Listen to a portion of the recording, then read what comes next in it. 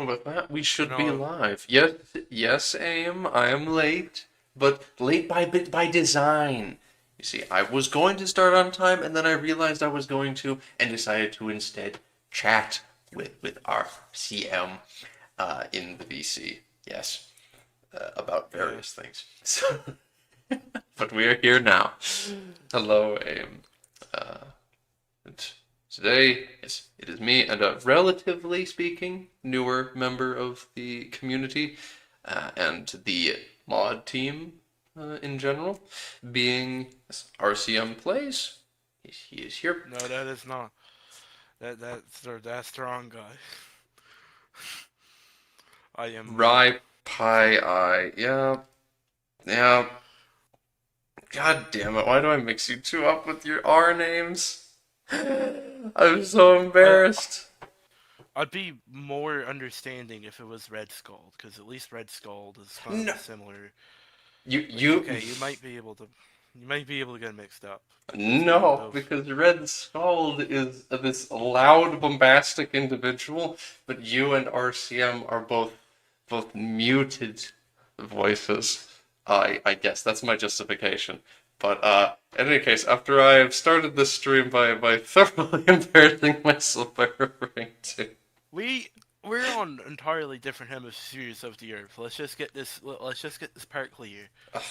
So yes, yes, we're in completely different yes areas.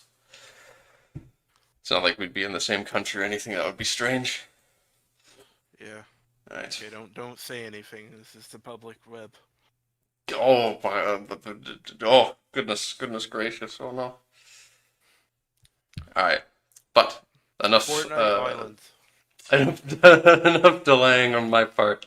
2 minutes in, I think 2 minutes in is that's about time to where I could actually get started.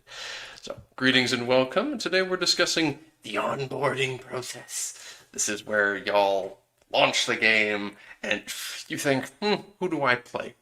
What do I want to do with this game? And then they recommend you stuff. Uh, oh, I don't know. Yes, Eu5, not Johan or Pavia. First official. Cilicia World Conquest first run. Silesia World Conquest? What? Cilicia World Conquest first run. If you don't do that, then everybody's unsubscribing. Why? I don't even like Silesia. And it's No, really it's weak. Cilicia. The one in Anatolia. They just sound similar. The Armenian tag. Oh, okay, okay, yeah, the Armenians, yes, in Anatolia, Cilicia, yes, okay, um, If you haven't yes. if you haven't culture converted and religiously converted the entire world by 1500 as the Kingdom of Armenia, then you're just not a gamer. Uh, yeah, I think that'll be possible. Yeah, very feasible. Yeah, easy to do. Yes. They're Um. pretty easy. Yes. Introduction to just the new person. Sorry. I just we need to get to the good bits. Um. Pulling back.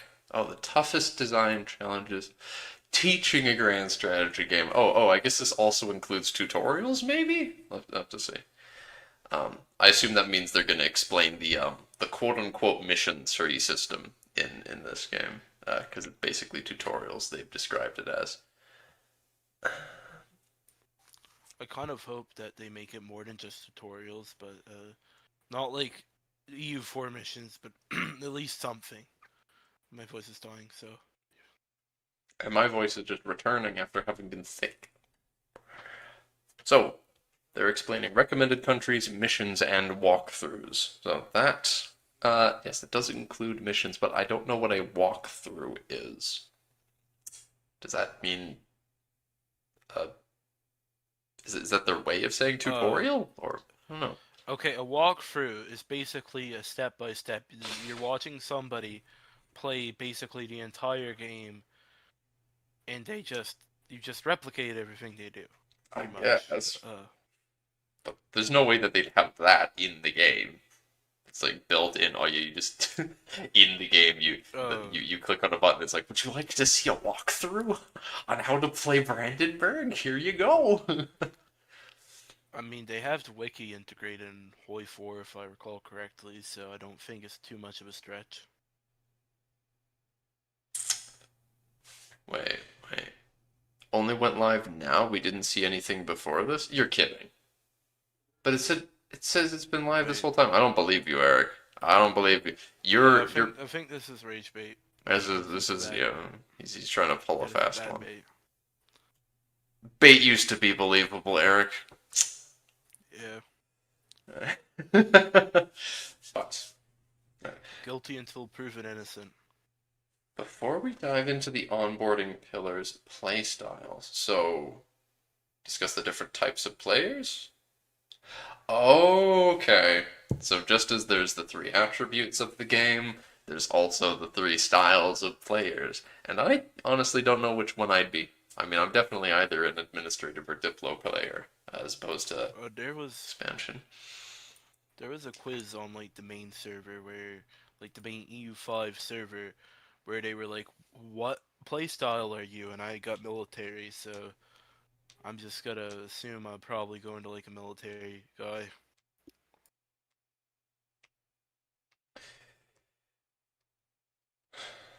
I wait, did you say you were categorized as a military guy? And like In the quiz, quiz. yeah, and like the EU5 quiz. And it's on their Discord server? Just EU5 Discord server? Yes. Yeah, like the Europa Universalis official server. You know what? I don't think I'm actually in that. Let me Ironically check enough. mutual servers. I don't think I am. You are in the Kiangol, Joffrey in Ambenar, no EU5.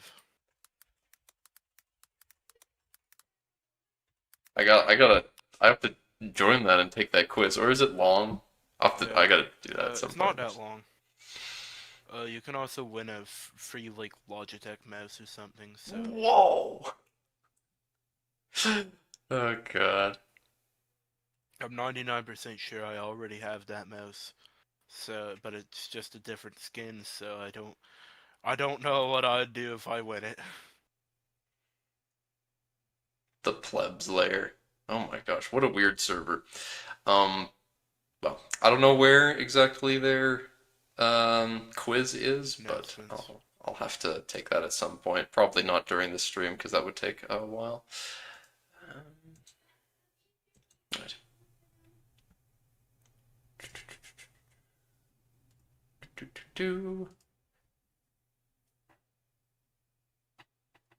It can no longer. So I don't know, Rain. It's like yeah. People keep telling me that there's a thing I can do that theoretically would allow people to rewind streams that are in progress. I don't know how, but seemingly it must be something that I'm doing that's causing it to not work, or maybe I have never had this issue, personally streaming, so I do not have any idea how to guide you. It's always been rewindable for me. and it In has every not stream. been for my audience for a long time now. So VODs exist, yes, yes. I've been online for 8 minutes now, apparently. But yeah, the VOD exists after the fact. Just you can't rewind it post start for some reason. Yeah. I actually made it work where you could rewind it. I don't know what setting that is. I'll have to look into it sometime. But now is not that time. So yeah, no two players engage with the same mechanics in the same way. And in a game of scale, trying to learn everything at once is unrealistic. Some players thrive on diplomacy and the art of negotiation, others find joy in mastering the flow of gold and goods. And a fair few simply prefer to solve geopolitical problems with cannons. Yes. And that's the difference between the three main styles of play, of course. But yeah, to embrace all of them, yeah, group them into three broad archetypes. So, yeah, expansion, land and naval warfare, exploration and colonization, politics, parliament, laws, cabinet, states and society, inner and outer diplomacy. Oh, okay, so the diplomacy tree. Um, if you focus Diplo, you're also doing stuff that's related to the parliament, laws, estates, that sort of thing. Economy is specifically about like trade and building stuff. I don't know what country balance means though. I don't know what Okay. that means. I don't understand why politics is all the way on like the right of the tall slash micro playstyle when economy seems like it'd be more suited to tall, but uh I I don't I didn't make the game and I have not played it, so I don't think that politics would be especially politics or expansion would be very useful if you're trying to play tall. Economy would definitely be that, I imagine. And as Eric is saying in the stream chat, uh, these three are the these three are also referable to as the if you go left. Yeah, well, okay, the Joffrey Generalist and Playmaker factions, respectively. Myself for Diplomacy, Expansion for Playmaker, and Economy for Generalist. It perfectly lines up. It makes sense. I mean I'm kind of a expansion guy considering how I play in EU4, but in EU4 you're kind of much more rewarded to expand anyways, so I don't know. Well, you're definitely rewarded to expand and blob and all that in EU5 too. Uh, just there's more. There is also a lot of value to building yourself tall. The question is going to be how far you can put. Uh, how far you can. How far you can put playing tall to compete with wide, and then where does politics and playing diplomatically align you in between?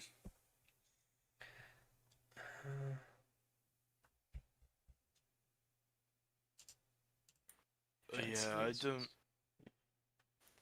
I mean, it's probably more of a gradient than they're letting on, considering there's going to be nations that could probably do both, or probably do one of the two, or two of the three, or whatever, and do it fine.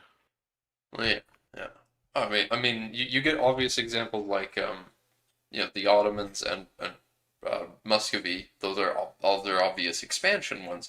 However, with the fact that apparently the Ottomans get a global boost to their maximum control, that's very good for wide gameplay, of course. But who's to say that that's not useful for tall as well? It makes it easier for you to get 100% control across your entire country. So if you're building up very tall, you could much earlier in the game get complete control of your country. You could always be like EU4 Persia, have an overpowered mission tree, and be both tall and wide at the same time, and have like a 50 dev capital, while being the world's #1 power and owning half of Asia. Well, that's a what an oddly specific example you have provided, huh? I Yes, it's almost wonder. like I have exactly done that before. Hmm. How curious indeed, huh? Damn.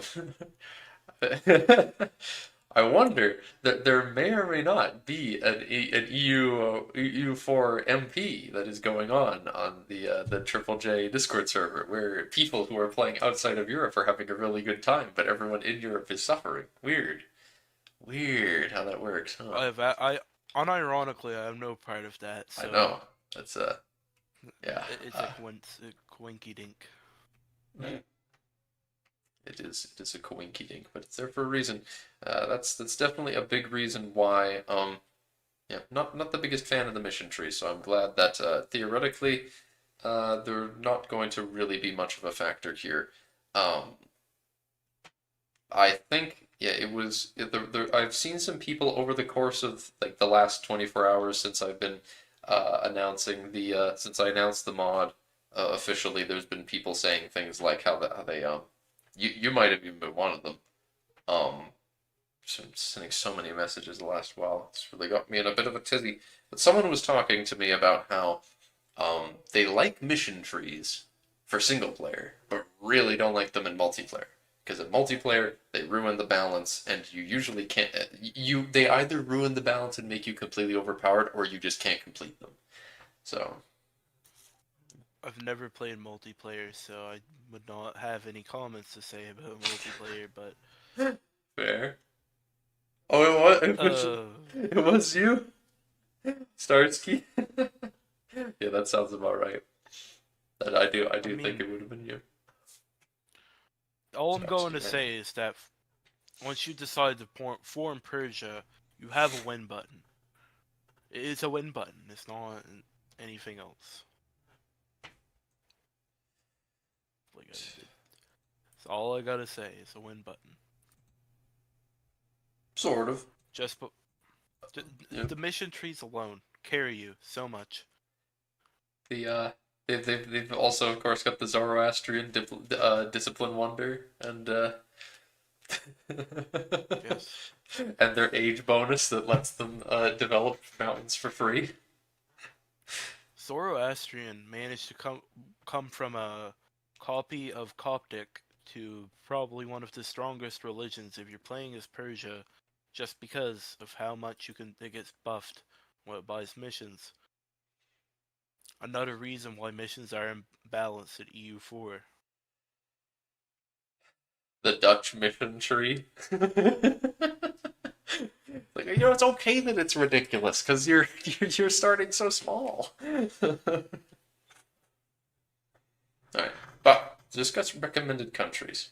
At the game's start, the players find a curated list of 6 recommended countries, each hand-picked to offer a smooth and meaningful first experience. These nations are divided across the 3 playstyles: 2 political, 2 economic, and 2 expansion oriented, to ensure that every type of player has a natural starting point. The I feel like classification. sorry, You feel like somebody, huh? somebody's going to be very happy that Hungary is one of the recommended countries. Yeah, yeah. I can think of a certain, yeah, there's a certain person on the Triple J that may or may not, yeah, really like that. Though they probably don't like the whole Anjou uh the Anjou ruled um Hungary and Naples. Yes. Okay, I do hope you can change the flag because I do not like that flag. I like the EU4 one better. Well, there's so Flag. many different like custom flags that show up based on specific circumstances. I'm certain that that will be the case. It's probably only for what I imagine is that Hungary and Naples have these flags specifically only if they have an Anjou on the throne, and as a result they're a monarchy, and the year is before like 1600 or whenever the tricolors start coming out. So yeah, I mean, if you want to get rid of the Angevin Hungary flag, piss off the peasants and cause a peasant revolt, I guess. Become a peasant republic. There you go. Get rid of it. Could be like Aragon, but I don't know. Hungary is definitely kind of a bulwark of Christianity, kind of LARP instead of a peasant republic LARP. But Become a theocracy. So I don't know. that actually is an interesting idea, like a theocracy against the Ottomans. But I mean, we've seen that Portugal has a unique theocratic Portuguese flag, which is awesome. But yeah, I see people are talking about the whole Norway's flag looking weird. Yeah, I don't know how I feel about that. What do you think? Um, it's probably historically accurate. I mean, it probably is, but I think it looks goofy, but it's also funny. Goofy, but also funny. That kind of means the same thing. Um, what I'm trying to say is it's funny, but I like it. It also is the flag that fits my Norse LARP that I want to do inevitably when I try to convert to Norse as a Catholic Norway, and I fail miserably because I can't get enough rebels, which will probably eventually happen. Yeah, Because I do want to do the LARP, and everybody wants to do the LARP, but I'll probably fail miserably and cry. I don't know. Yeah, I don't know how on earth people are going to manage to become Norse. Yeah. Um, Well, you say everyone's gonna want a LARP. I mean, there's the statement was like made earlier. Yeah. It was Rain, who is also Starsky, and it's very confusing, and it's all his fault because he's got different names and different platforms. The statement of the three play styles, the Joffrey, the playmaker, and the generalist play styles.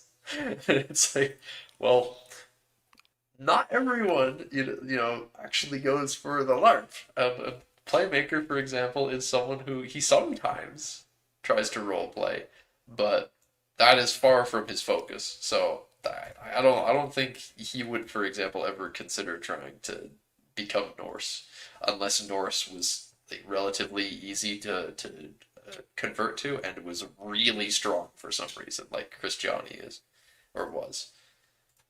Uh, I'm just a masochist when it comes to Paradox games, really. I will do it anyways, just because I find it fun. So, I mean, if there's, I don't know what playstyle that is, but I Playstyle guess what it's is? Sorry? military. I'm just Being reading a chat. masochist. Oh, masochist is I guess Andorra. Andor World Conquest by 1444. If you don't have it done, if I don't have it done, everybody subscribe to Joffrey's channel. If I don't have it done, I think I accidentally said subscribe, so it's a positive thing now. Uh, I do subscribe. I took the Mandate of Heaven and united the HRE as Andorra by 1430. What? What? That is. That sounds like a Darman title if he was playing Paradox games. Okay, I just saw on the stream says a little delay you did the soy jack. Yeah, yeah. The jack. Are you gonna get in the right corner? Oh. You think we're gonna get some 1444 references in EU5? What does that mean though? What is a It's 1444 just a reference? it's just the Varna Crusade. It would just be the Varna I Crusade. So that's guess. the reason. That's the reason why EU4 takes place when it does. It's just the Varna Crusade. If that doesn't happen, then there's no 1444 references, because that's the only thing that mattered, really. Hmm. But yeah. But I don't think that's the case. I mean, like we're not really gonna have Burgundy doing anything, for example. Norway's coat of arms had a Burgundy. curved poleaxe from 1500 to 1844, but before that it had a normal axe, since in 1844 they reverted to the original. So the flag is wrong. They should change it back. Oh my gosh. Oh, that reminds me. Uh, there was this other YouTuber that tried to do a Iceland, like formed a Roman Empire as Iceland. Norse, but it's also Norse Iceland. So, I mean, Makes me wonder. Makes me wonder if um Norse paganism and Hellenism are the same religious group.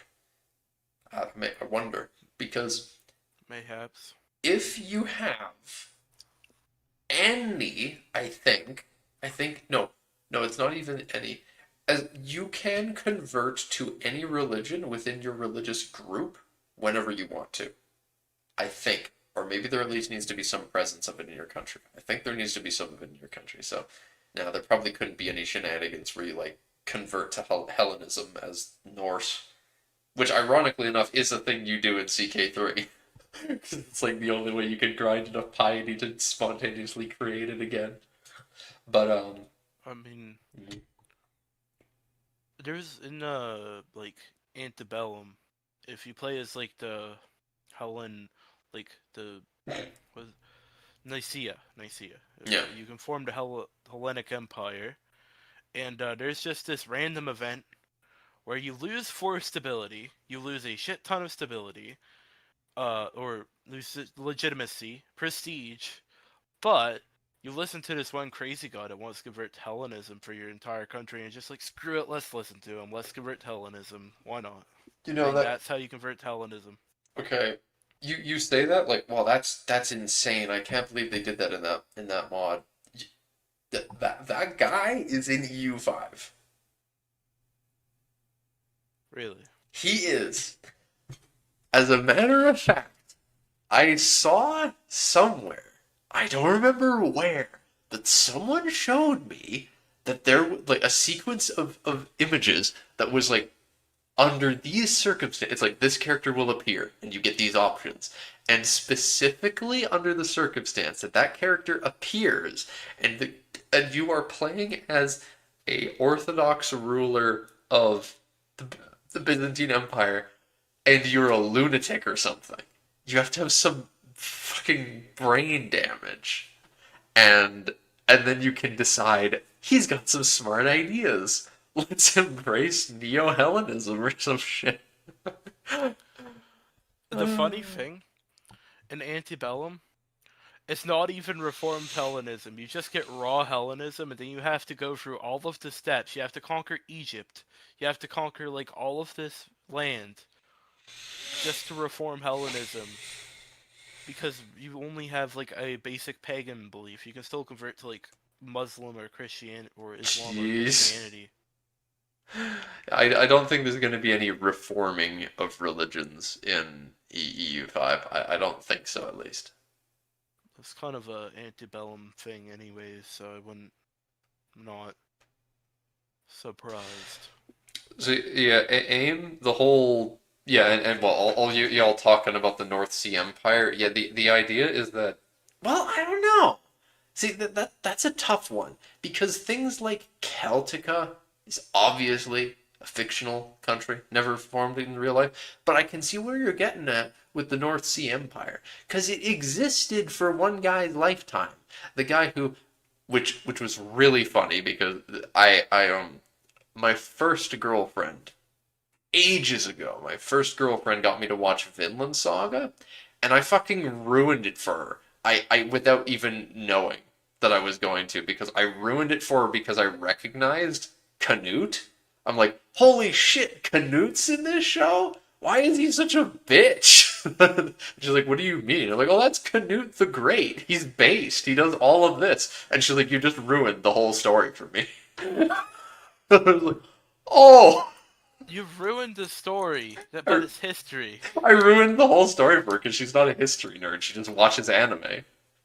I mean, I don't know what she does now. I Well, haven't seen her in several years, but I ruined it for her back then because she loved that anime. But the point is that dude, Canute the Great, for his life, it existed. He made it. He just didn't like codify it and be like, all right, and then this is gonna stick together, and these are the people who inherit. He didn't manage to keep it together after his death, as far as I understand. That's how it went down. But anyway. I understand where she's coming from, but at the same time, it's history. That's my argument. Yeah, I mean that's what I told her, but she was not pleased. Yeah, it wasn't a that's how Joffrey lost his girlfriend thing. She was already planning to ghost me at that point. It was all going downhill, but we're not dealing with that here now. Funny old Joffrey lore. But the worst flag here being Naples, is it though? Is it though? Look, Okay. the right half of it is Jerusalem's flag. That's pretty good. Oh, it's just a collage of two different flags. It looks like something an edgy 13-year-old would make. It's like, oh, I love France and I love Jerusalem. I'm so edgy. Mm, look at me. I'm gonna cross France with Jerusalem and then put it in Italy. Dope. Gang, gang. Some edgy 13-year-old when he decided to make. Now I'm really just comprehending how stupid Naples lore is up to this point because you've got the cross of Jerusalem and then the French fleur de lis on Naples, which is in between them both, and it's because you have the House of Anjou from France ruling the King of Naples, but also being the heirs to the Latin Empire. Because I'm pretty sure the current ruler or the wife. No, I think it's currently the. I think there's a queen in charge of Naples, and she's the titular Latin empress. I don't remember for sure, but someone who's in charge. It's either the current ruler or his wife is the titular Latin empress, which is neat. Uh, Naples is a really weird place. It's pretty much been owned by everybody. It's been owned by the Normans. It's been owned by the Greeks. It's been owned by the Romans. It's been owned by the French. It's been owned by pretty much everybody.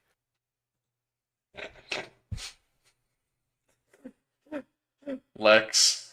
Lex Aridin, that's amazing. That is amazing. People complaining about spoiling Caesar being assassinated.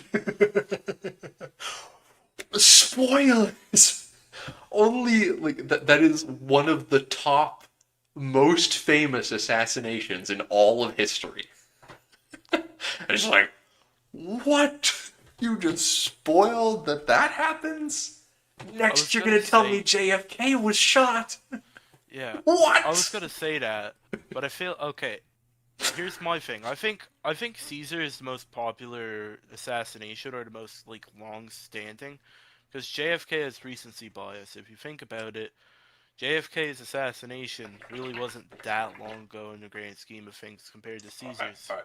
Well, you have Caesar, Franz Ferdinand, and who's the other one for top three? Because it's like what Lincoln, but that was after Yeah, everything that mattered happened. Like, but people know about it though. Yeah, that's France, probably more France, famous than JFK. France Ferdinand started World War One. He's Yeah, always going to be remembered. Lincoln's probably also always going to be remembered because he was a pretty yeah. chill guy and then he got killed. You're right. You're right. That one probably is the most. It would be in the third place at that point. Yeah. Weird tangent, but we do that. Spoiler: Germany attacks Poland. Yes. Yes.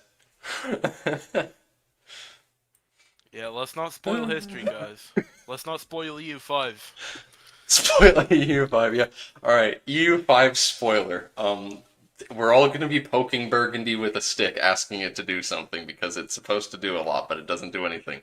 Went on a huge just rant with Nemcraft and VC last night about Spain's flags and the fact that its most cool flag that gets rid of the disgusting cross flags, the cross. I forget what they're called. When you've got like four different sections. Um, but like the flag that gets rid of that is just it's Burgundy's flag, and it's because of the incredibly niche set of circumstances that led to the Burgundian branch of the House of Habsburg ruling Spain. And it's like that will literally never happen because Burgundy won't do shit, much less get Habsburgs on their throne and then have those Habsburgs demount to anything. It's like I want Burgundy to do something, but it won't. I can already see the memes about Burgundy and EU5 being complete, like just a complete pushover. Because, like, Cantons. unless they script in Charles the Bold, they're not gonna do shit. Who isn't? Sorry. Charles the Bold. Do you know who Charles the Bold France. is? That's Charles the Bold. what. But like, that's not now though, right? Isn't that from a long time ago? What? Charles the Bold would be like in the time span of EU5. He just was before EU. Like I think he honestly think he would be in the like span of EU4 if I Oh, or like oh, right before. bold versus bald. No, I don't know Charles the Yeah, Bold actually. yeah. Charles the Bold. It's just my accent can sometimes make things sound a little weird. I'm Anyways. being roasted because I thought you said the ball, and so everyone's roasting me now. Oh, you're Wishful projecting. thinking, projection. Yeah, I want him to come back. Icon to bald people everywhere. But yeah, he was pretty chill. He conquered a lot of things, and that's why in That doesn't sound EU4 chill. he has the whole entire lowlands. He's actually very chill if you think about it, because You see, only the good guys win in history, right? Uh-huh. Mm-hmm. So Yeah, yeah, he has Burgundy's to the good guys. Anyways, eventually Europe, his the good ending. entire Burgundy. yeah, uh, See you, Am. eventually he just kind of Good his night. whole entire duchy he meticulously built up gets PU'd by the Habsburgs. And that's why you have the Burgundian inheritance in EU4.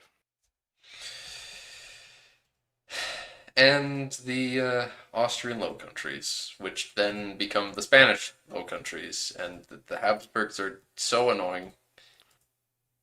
Imagine trying to explain to somebody like in the like 1000s, like Middle Ages, that like all of his there's like 1,000 years of history up until September 11th, 2001. Because like, how do you explain like everything? How do you explain 2,000 years of history? Like, I don't know. I don't know why I picked the fucking 9/11 as end date, but like, how do you explain? Like, I think if you went back like 1,000 years and you showed somebody a smartphone, it they'd like think you're rich and probably do something weird. Anyways, I am today is just producing some unhinged rants for me. And me. So yeah, yeah. Dog, Like imagine I the don't. last 30 years, Evie says, yeah. No one's predicting that shit. Ah. So yeah,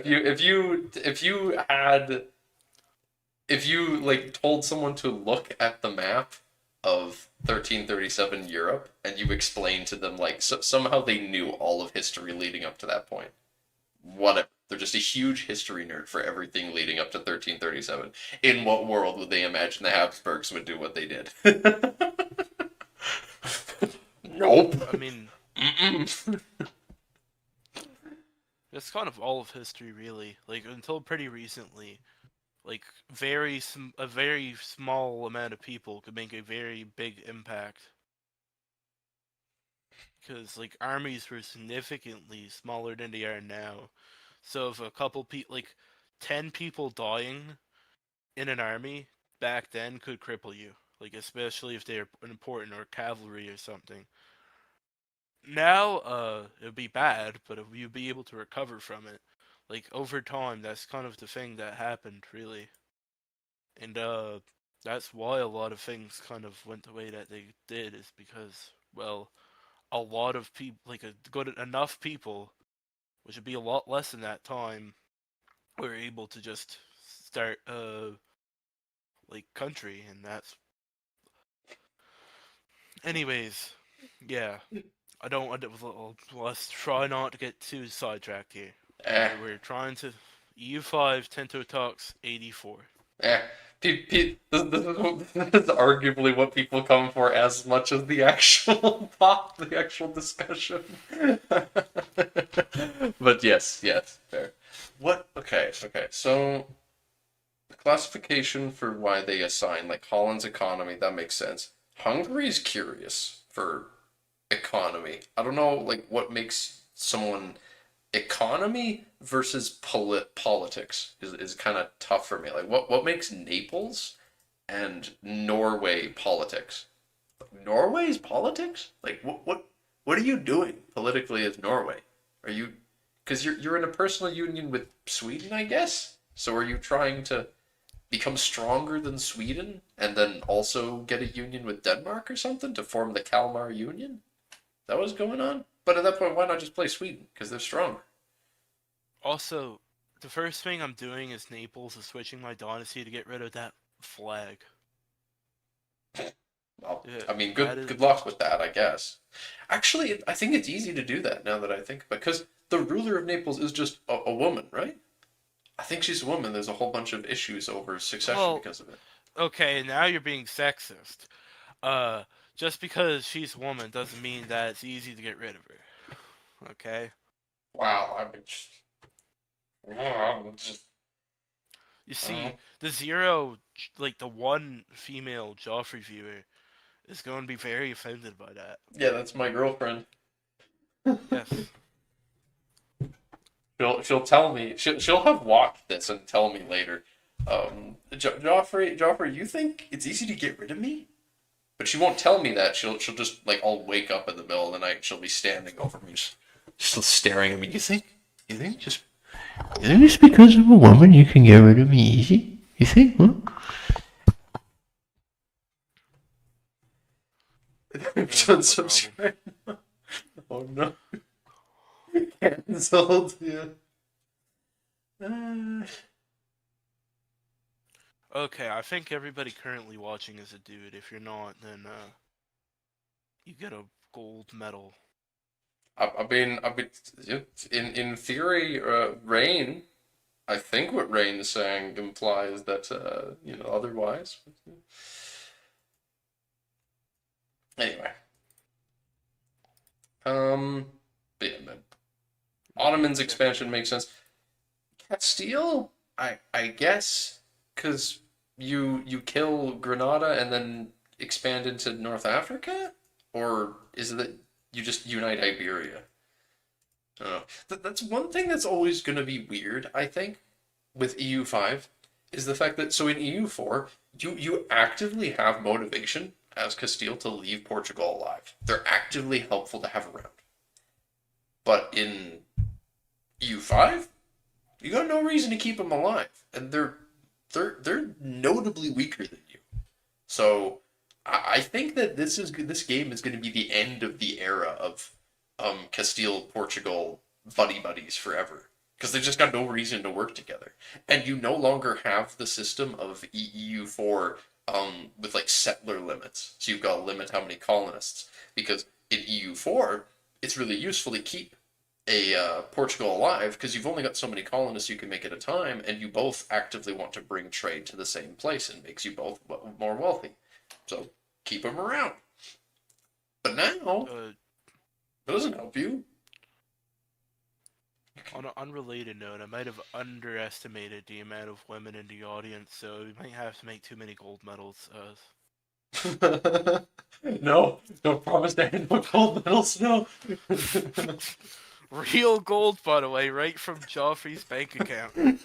Holy shit. I haven't been able to work for 2 weeks because I'm renewing my security license and shit. I don't have the money for this. I'm also okay. Uh, Can't you form Spain as Portugal though? yeah, which is funny, but yeah, you can, and it's got a unique flag.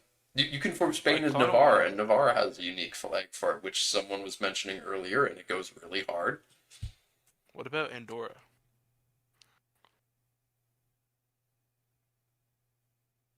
My favorite country. I don't know what culture Andorra is. I think they're Catalan.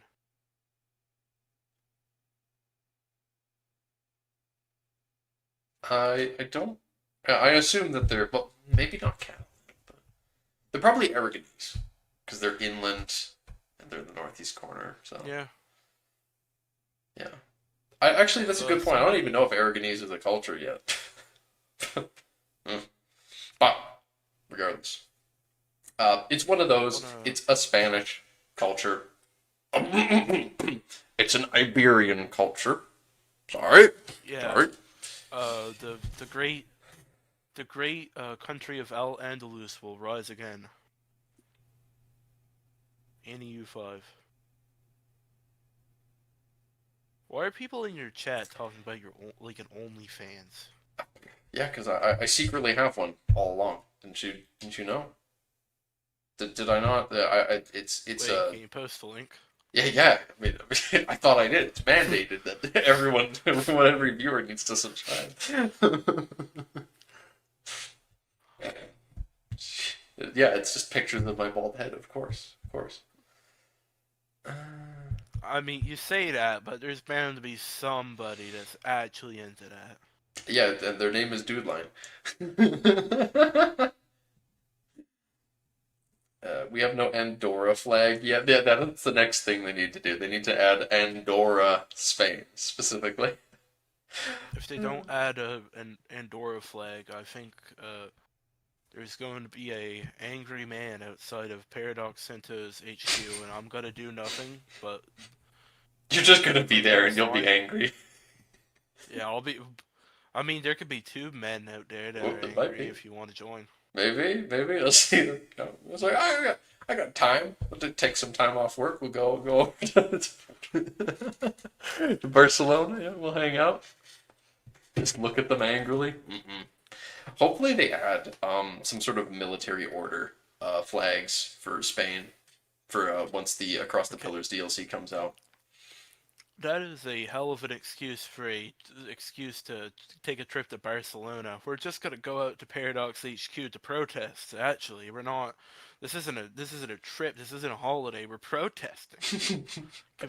We're conveniently. You just go all around the city and see everything while you're protesting. Yeah, we're also gonna take a trip to the Isles as well. And what are they called? The mm, nope, don't remember. The Didn't Mallorca, Ibiza, Mallorca, and uh something. I don't yeah, know. Ibiza, the one island that Avicii made a song about. Um, generic walkthrough. All right. What is a walkthrough? What does this mean? All right, once you've chosen your starting country, you'll enter what we call the generic walkthrough, the foundational layer of EU5's onboarding experience. 46 minutes into the stream, after lots of random yapping, we're getting to the principal mechanic of the walkthrough. Nice. Name change midstream? Wait, who is this then? Huh? I don't know I think who it it's is now then. who the thing is like the thing is Starsky. Oh! Again!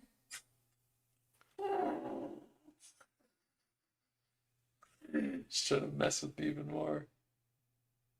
Alright.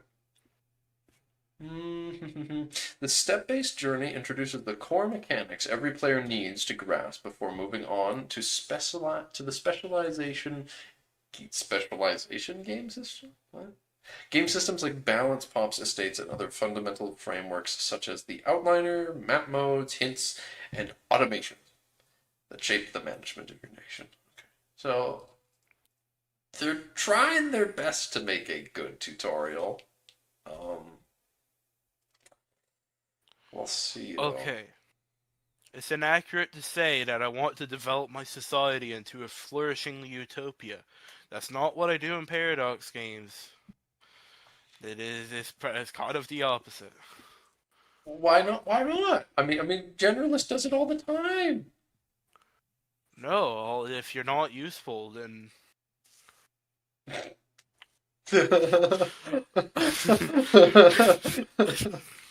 maybe I Just shouldn't another say cog anymore in the because machine of profit. oh Joffrey's god. vision of the world is a flourishing utopia because you diplomax and make all the estates happy. Wow! Oh my My god! my EU4 country would just be a complete like basically just be Prussia, a military with a state.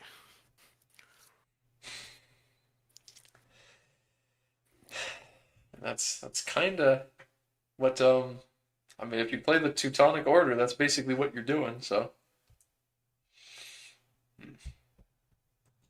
I mean, trying your best to get by isn't a utopia by any means.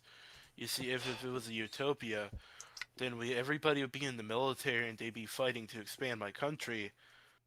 So it actually, doesn't really add up. I just realized I got this wrong. See, there's the three things. Yeah, you conquer the world. See, that's the playmaker route. That's the playmaker plan. You develop your society into a flourishing utopia. That's the Joffrey style.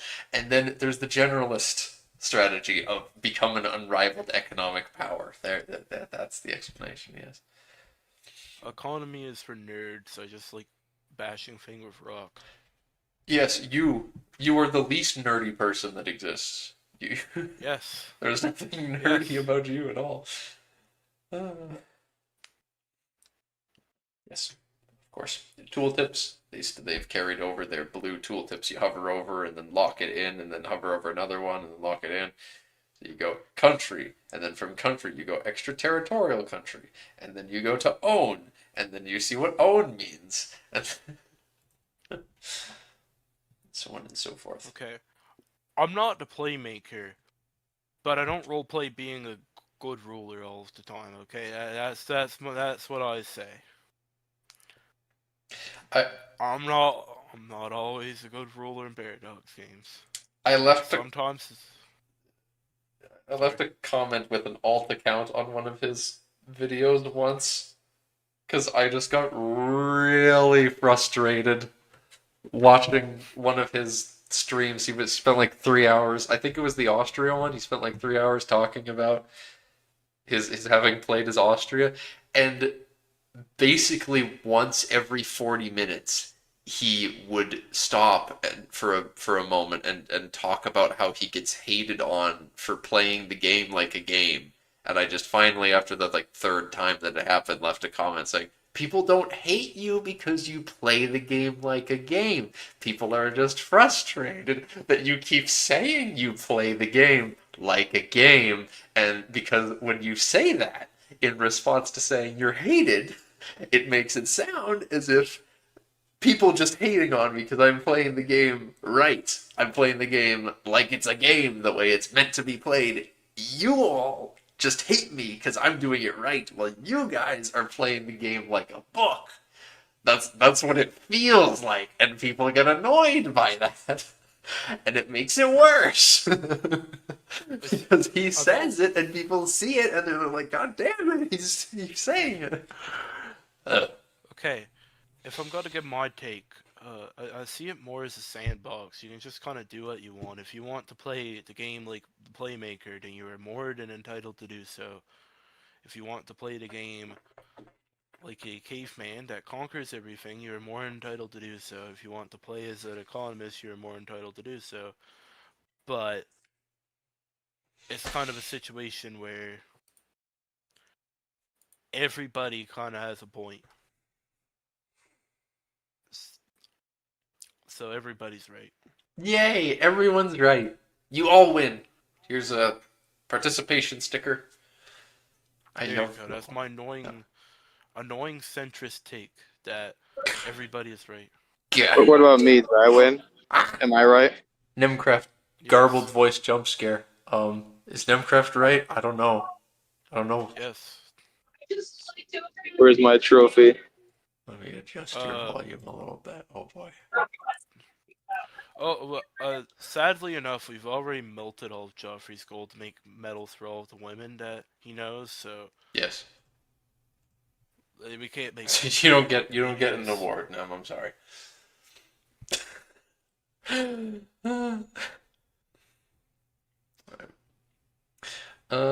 The main goal of this walkthrough is to serve as your first introduction to the world of EU5, not only by explaining the main mechanics step by step, but by showing why, where, and when they matter.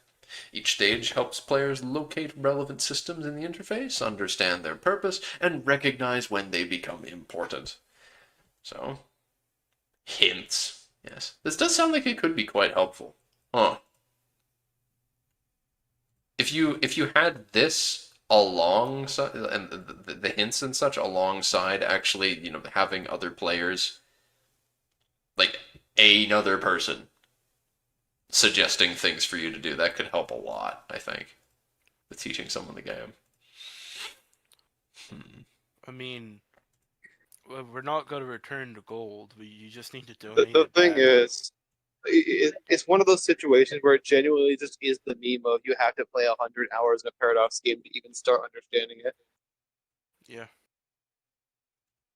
Well, I don't know about that because Vicky 3, for example, is a game that takes like 5 seconds to learn like how to quote unquote play the game because you just are like, all right, my country does not have this. I'm gonna go get Well, myself that. To be fair, that's Joffrey, because okay, here's the thing. I don't call that playing. I think you only actually start like learning the game of victory once you start being like Eric. Which he did it very quickly, but most people don't. I've played Victory for like over like almost 200 hours, and I still don't understand the building stuff that much. Like actual like special goods and how to. I'm not was industry. That's not something that most players would get very early on. Oh, god damn it. Well, my my counterpoint. people are. I gotta make the stream That- image disappear for a second. God damn it! People are leaking the old version of our map. God damn it! The one that like has no detail and just like a squiggly line. I don't know. I gotta check now where this happened. It's an EU5 discussion. I posted a No! GIF. God damn it! Those are horrible.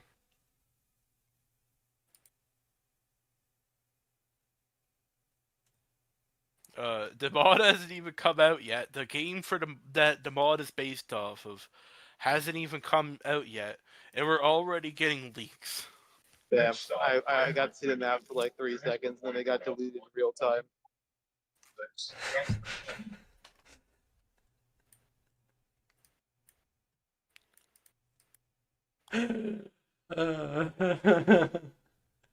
No.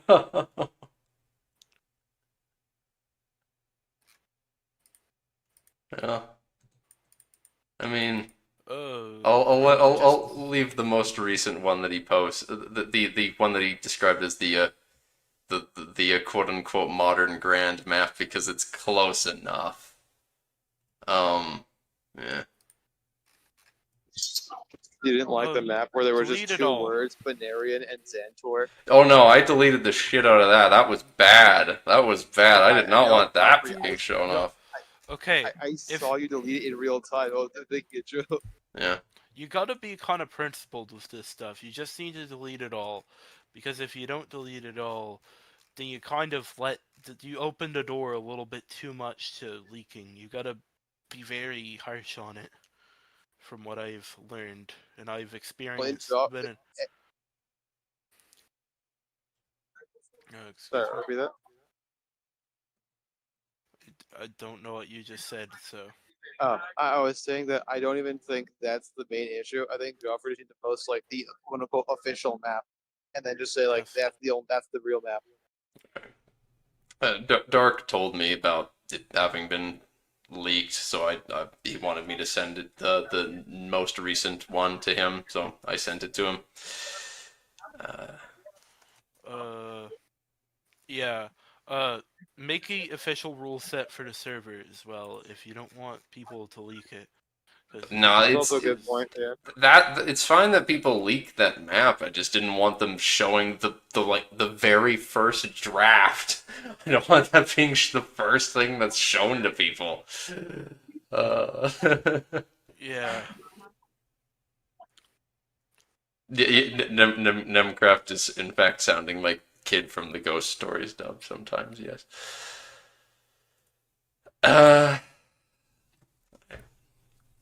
But continuing on, now that I went and dealt with that, I think. I don't know. Whatever.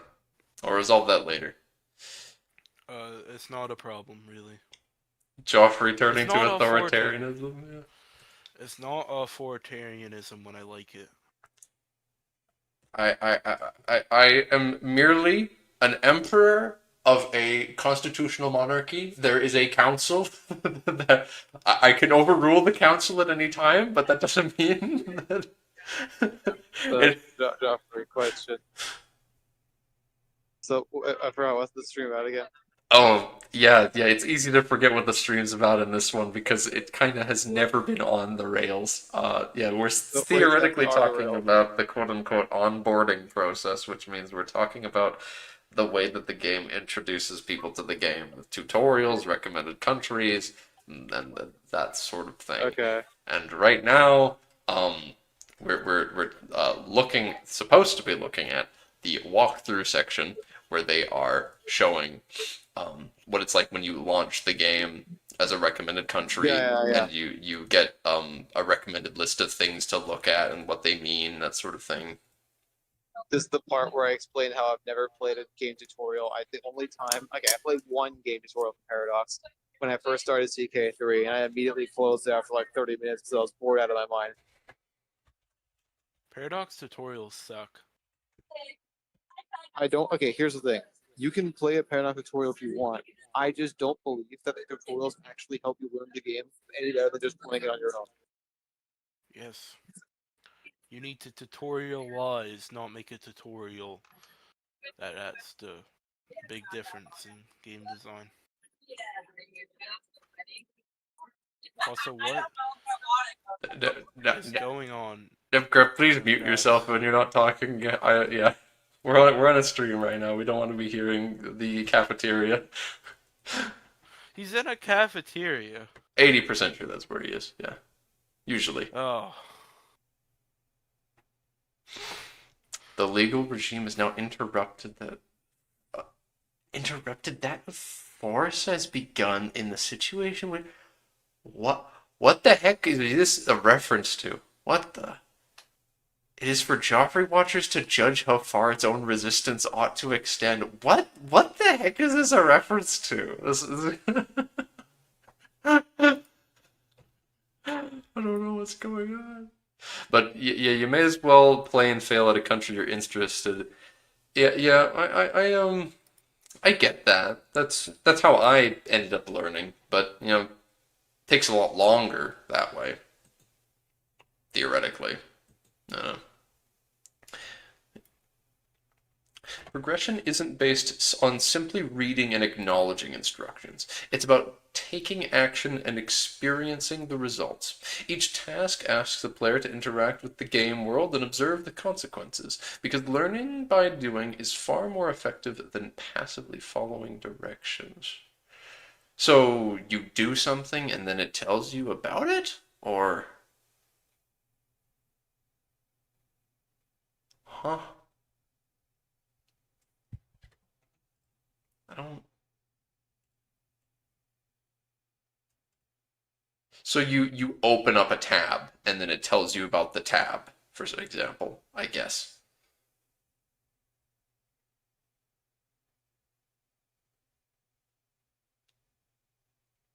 The button blinks until you click it. I guess. So really, this is not sounding like it's anything new. This is somewhat disappointing because I don't think that this is anything new from their previous games. A joke about the mass deletion, yes. Well, yes, people of culture, yes. See, okay, people in my family think that I'm a huge history nerd, but I don't know like anything compared to a lot of folks that are in my community. Uh, I don't know specific like references to like specific historical speeches like that. Like the headline for when the French king overstepped and dissolved the legislature and banned the newspapers. Yeah, I did not know that.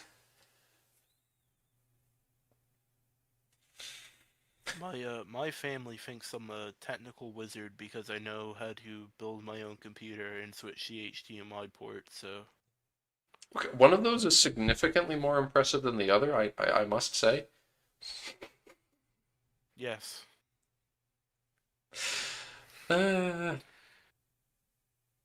Boomers.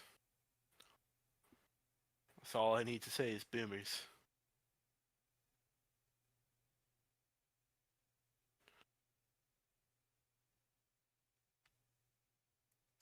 hmm.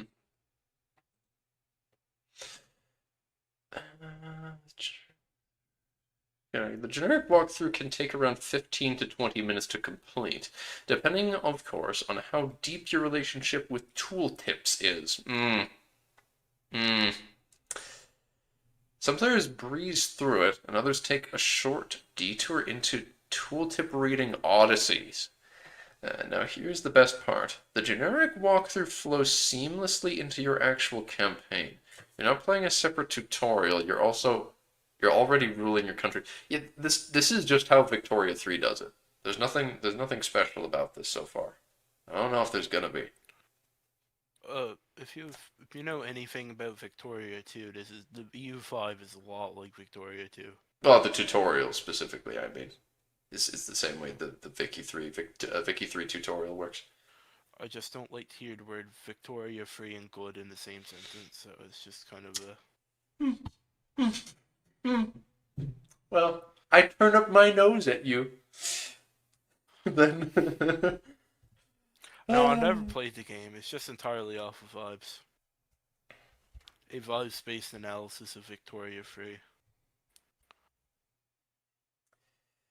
One of these days, it's gonna get abandoned. It's gonna be sad. It's gonna make it the Victoria 2 Imperator got situation where they finally like make it a decent game and then like it just gets abandoned. Victoria 2 got abandoned, uh, like, in 2015.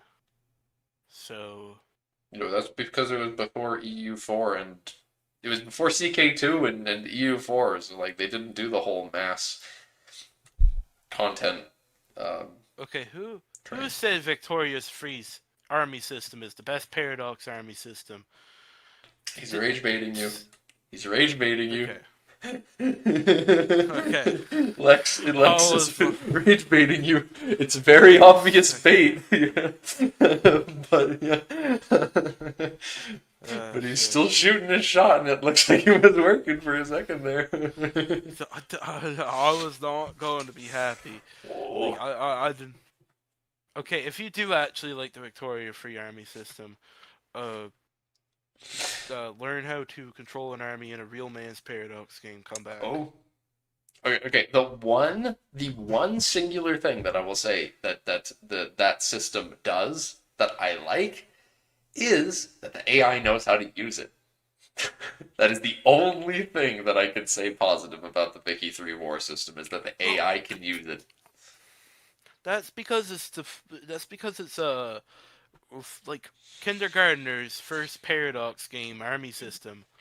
Kinda, yeah. I'm gonna have to disagree with you on the AI knowing how to use Vicky 3's army system. They had to rework it in the last update because they didn't know how to use the war system, and they would just put all their troops on like a random front line and get attacked with like 0 or the percent bonus. I think I understand what you're saying. And yeah, that kind of does go against my point. Yeah, yeah. If they needed to update it most recently just to fix the AI not using it properly. Hmm.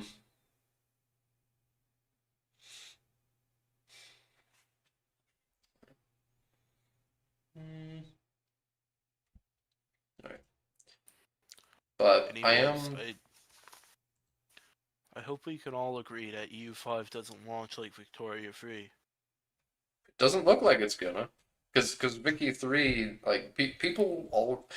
When they started talking about Victoria 3, it was too late already. And that's the whole reason that they did all the Tinto Talk stuff ages ago. So that they could preemptively, before it was too late, change anything fundamental about the game they needed to. Because by the time that they showed content creators the Vicky 3 war system and people got to try it and see how atrocious it was simply too late to do anything about it. So. Yeah, they did do a lot of EU5 kind of like feedback very early, so I do think they are on better ground with that. But There I are still two things. You're first. I was gonna say something after. Okay, I suspect it's going to be a little jank. It's not going to be smooth at first. There's going to be bugs, and there's going to be idiosyncrasies that are going to make the game a little off-putting at first, but I think it'll be fixed eventually. I don't. I think that's just kind of a AAA game thing at this point. I don't. At this point, if a AAA game is good at launch, I think it's probably succeeded, which is saying a lot about how the gaming industry is right now. But that's a whole nother topic.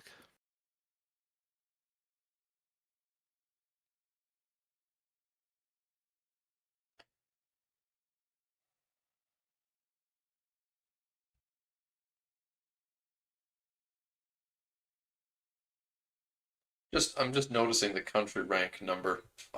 For some reason, I don't know why I haven't noticed that before in any of these images, but Oh, that is really I do not like that.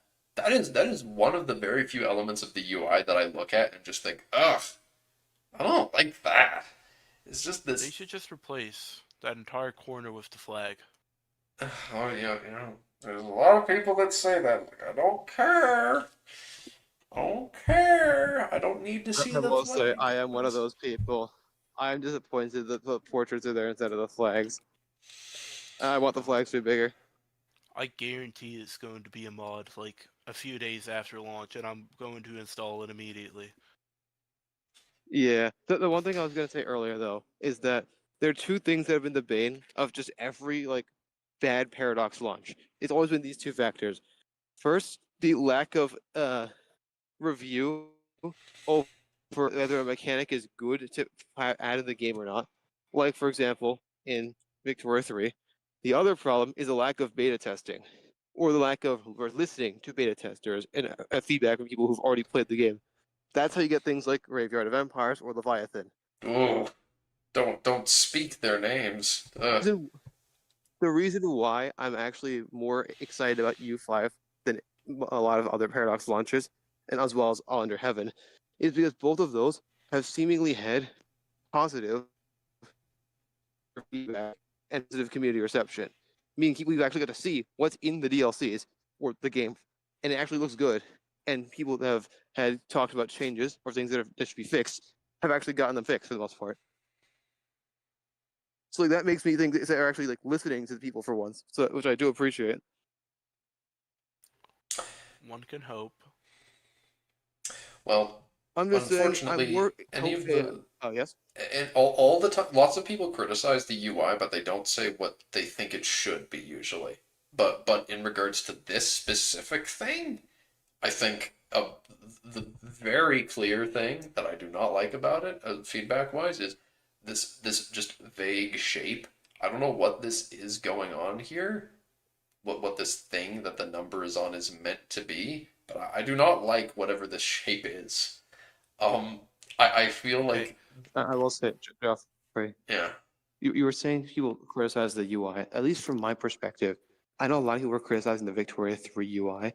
The biggest problem with it when it first, especially when it first released, was the like ridiculous amount of buttons just on the screen at a glance that you didn't know what most of them did or how relevant they were until after you spent a long time playing to enough to try all the buttons. I think EU5 is not nearly as bad, and people who complain about the UI should go back and play Vic 3 because that was far worse. Okay. Okay, but Nem, if you look closely, I'm just after looking closely at it, um, this thing, this goofy little text box thing with the number on it, it overlaps. It goddamn overlaps with the portrait frame. it unironically looks like something that'd be added in like a shitty mod. It looks like Okay, hear me something that out. We can someone just retroactively looked at this image and was like, "Oh wait, we forgot to show the country rank. Let's just go into Photoshop and just add that image here real quick." And then they accidentally overlapped it okay, with the portrait. Joffrey. I understand that, but hear me out. They can just move it later. Yeah. I'm not as worried about that. I'm more worried about things that where it's like just like the entire UI is something I don't like. If it's just one part, they can move that later. Um, it's a good thing when the main thing that I even want to criticize when I look at all this stuff is just the number.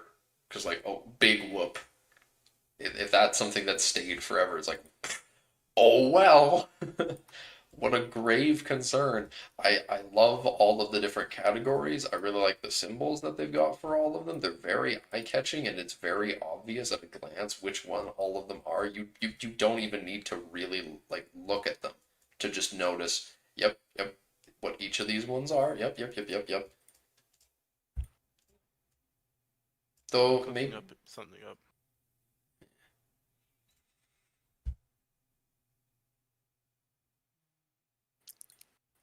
Just you wait. Damn it. UI diplomatic actions. Oh, they explain markets to you. Oh, okay. This is something where, yeah, I don't know how the hell they could explain markets to a player. They're saying it like, oh yeah, yeah. People will go through the walkthrough in like 15, 25 minutes, and it's like I don't know how you could convincingly explain this to anyone. Stock markets, your country's present on the map. I mean, it says next. It doesn't say out of how many this topic is on, though. I'm not convinced. Eh. Depends on how easy the UI is to mod. Oh, so the point is like, if the UI is trash, it's fine because people will just mod to change it? Yeah, I suppose.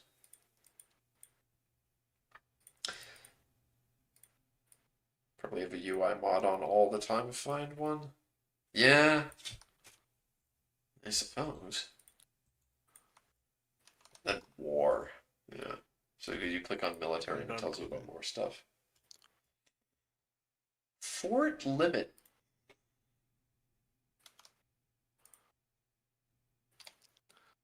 If you look at the zone chat, I cooked up the ideal EU5 UI.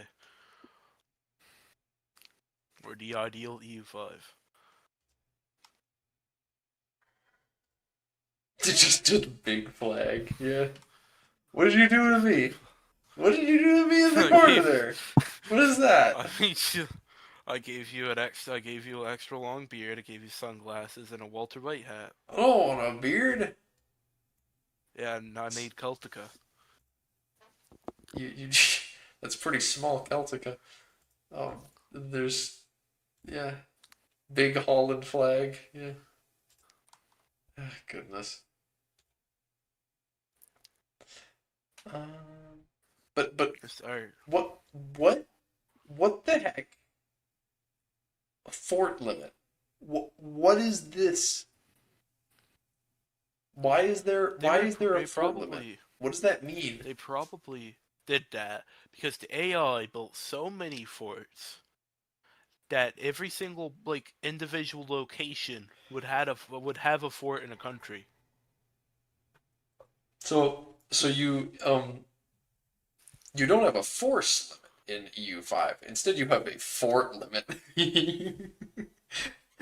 Oh, Yes, oh. the AI would build forts too much to the point that they would just flood their entire country with forts, no matter which one. And they would just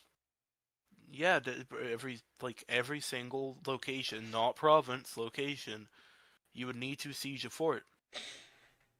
Well, you can probably Most build over countries, your fort limit, quote unquote, but at extra cost. Yeah, that's yeah, probably how this works. yeah. I don't think you understand that some countries had over 100 locations. You would have to siege over 100 forts just to fully occupy one country.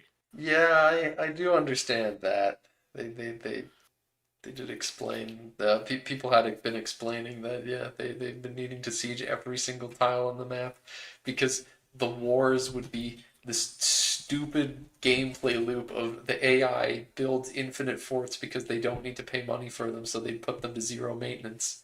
And then they build a fort everywhere and just not pay for them. Then the war would start, and you'd get to siege insert number of forts for free because they weren't paying for them. And then the rest of the war is sieging very, very slowly through all the other forts that they have until they eventually bankrupt because they can't afford all of the forts.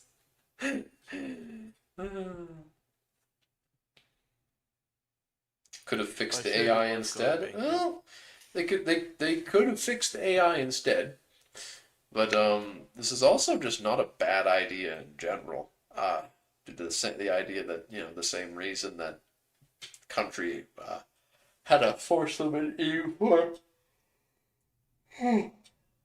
as an abstraction of capping, soft capping how many troops they can have.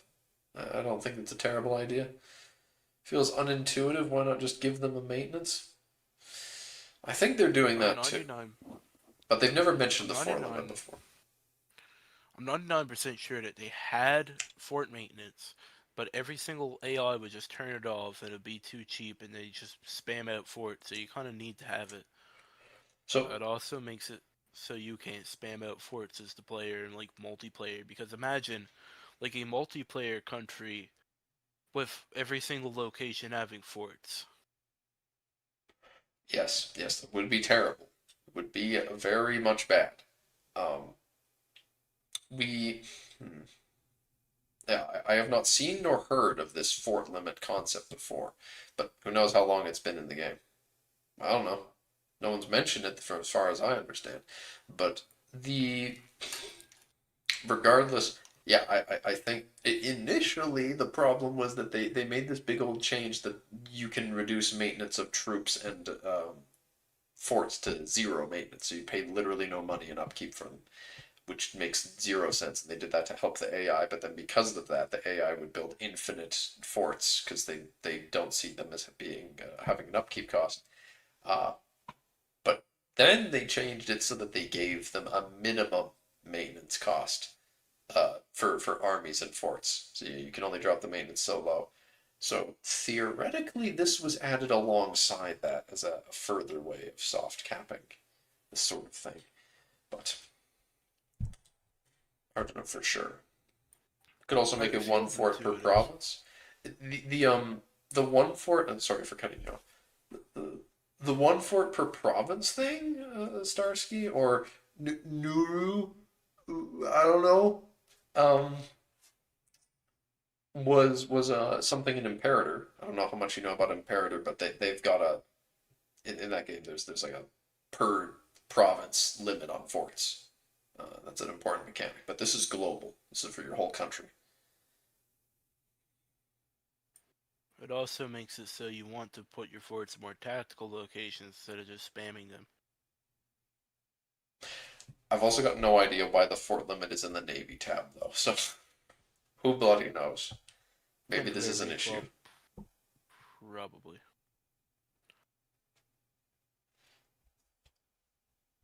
I liked Imperator because I only needed to siege the forts. Yeah, you definitely didn't like version 1 of EU4 all the way through Common Sense, where they finally decided to not make every single tile a fort. Yeah. I remember seeing that in like when YouTubers would play it, they'd have to siege everything. Back in the glory days of the first free weekend when I would play as Brittany and try to defeat France. That was that was how I learned the game. It's a wild Also, ride.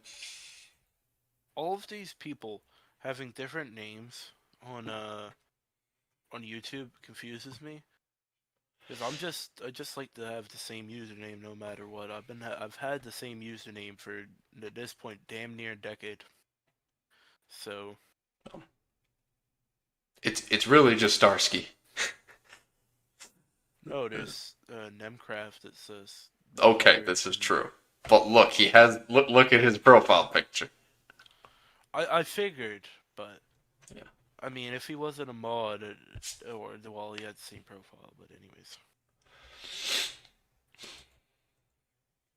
Each Get- walkthrough is tied to a set of learning mission trees. Talk about this later on, that gradually unlock as you progress. Completing these missions transitions you from guided play into full integrated gameplay, effectively merging learning with doing. Okay. I mean, I do kind of like that idea because the concept is then you do the initial walkthrough of them telling you this is what all of these things did when you click on them, and then you can choose to start a mission, and then the mission is a direct in-game mechanic to help you learn, and it's there whenever you need to look and see what to do. That's probably going to be very helpful for people learning the game because it's a very obvious checklist that leads to other checklists. Snuffle nose, snuffly snuffly nose.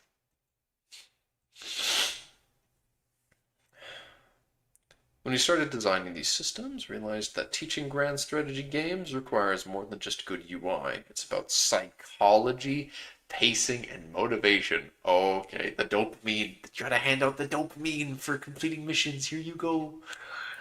They should reward missions for like just doom scrolling. Really, they should just add doom scrolling to Europa Universalis 5.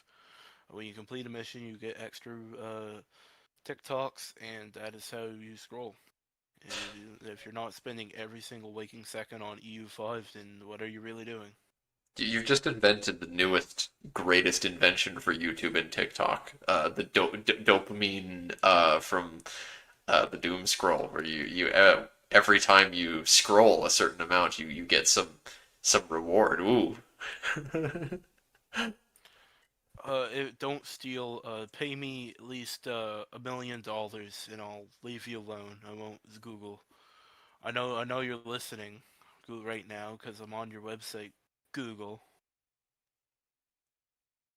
EU5 should include gotcha mechanics. Yo, I wanna unlock for my my game rule settings the epic skin.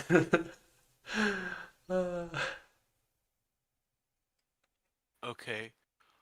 My hot take is that gotcha games are slop. I don't know how much of a hot take that is, but I think that they're slop. Excuse you. I play Genshin Impact all the time. Don't believe me? Um, I don't know how to prove it. I totally do. Genshin Impact has a bit of Yeah. a reputation. At least it's not Zenless Zone Zero. That's all I'm going to say. You want the That five-star one. Peach edition of the Europa flag? Yes. All I'm going to say. All I'm going to say.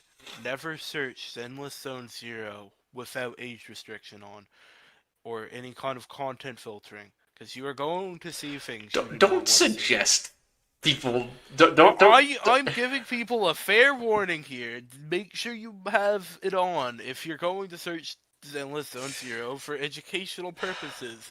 Otherwise, I think the people that would want to search that out are going to search it out anyways. I don't think I need to. I'm warning people. It's like, Yeah, but you're spreading the information out there. They didn't need to know.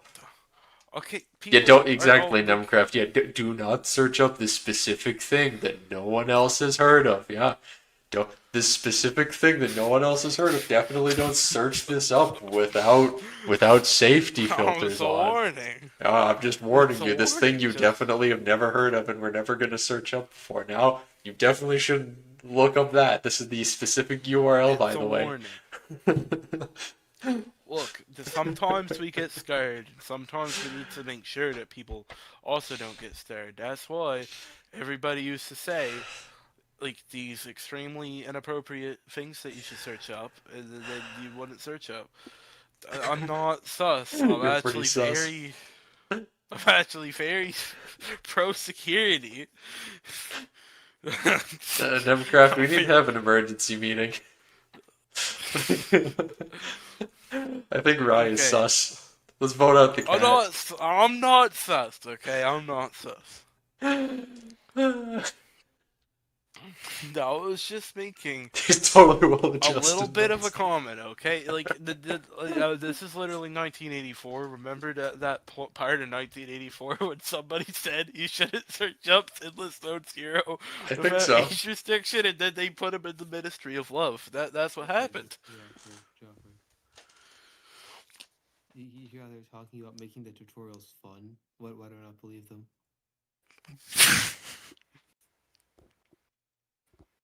Turn you up again. Where does it say about fun tutorials? Look at the reward. Learning should be enjoyable, satisfying, and dare we say fun. Ooh. Fun learning? Ooh. Dopamine? You did the thing? Click for reward? Oh. Integration. Let's be honest, nobody likes old school tutorials. Oh, we are hip and new, just like the kids. Look at us.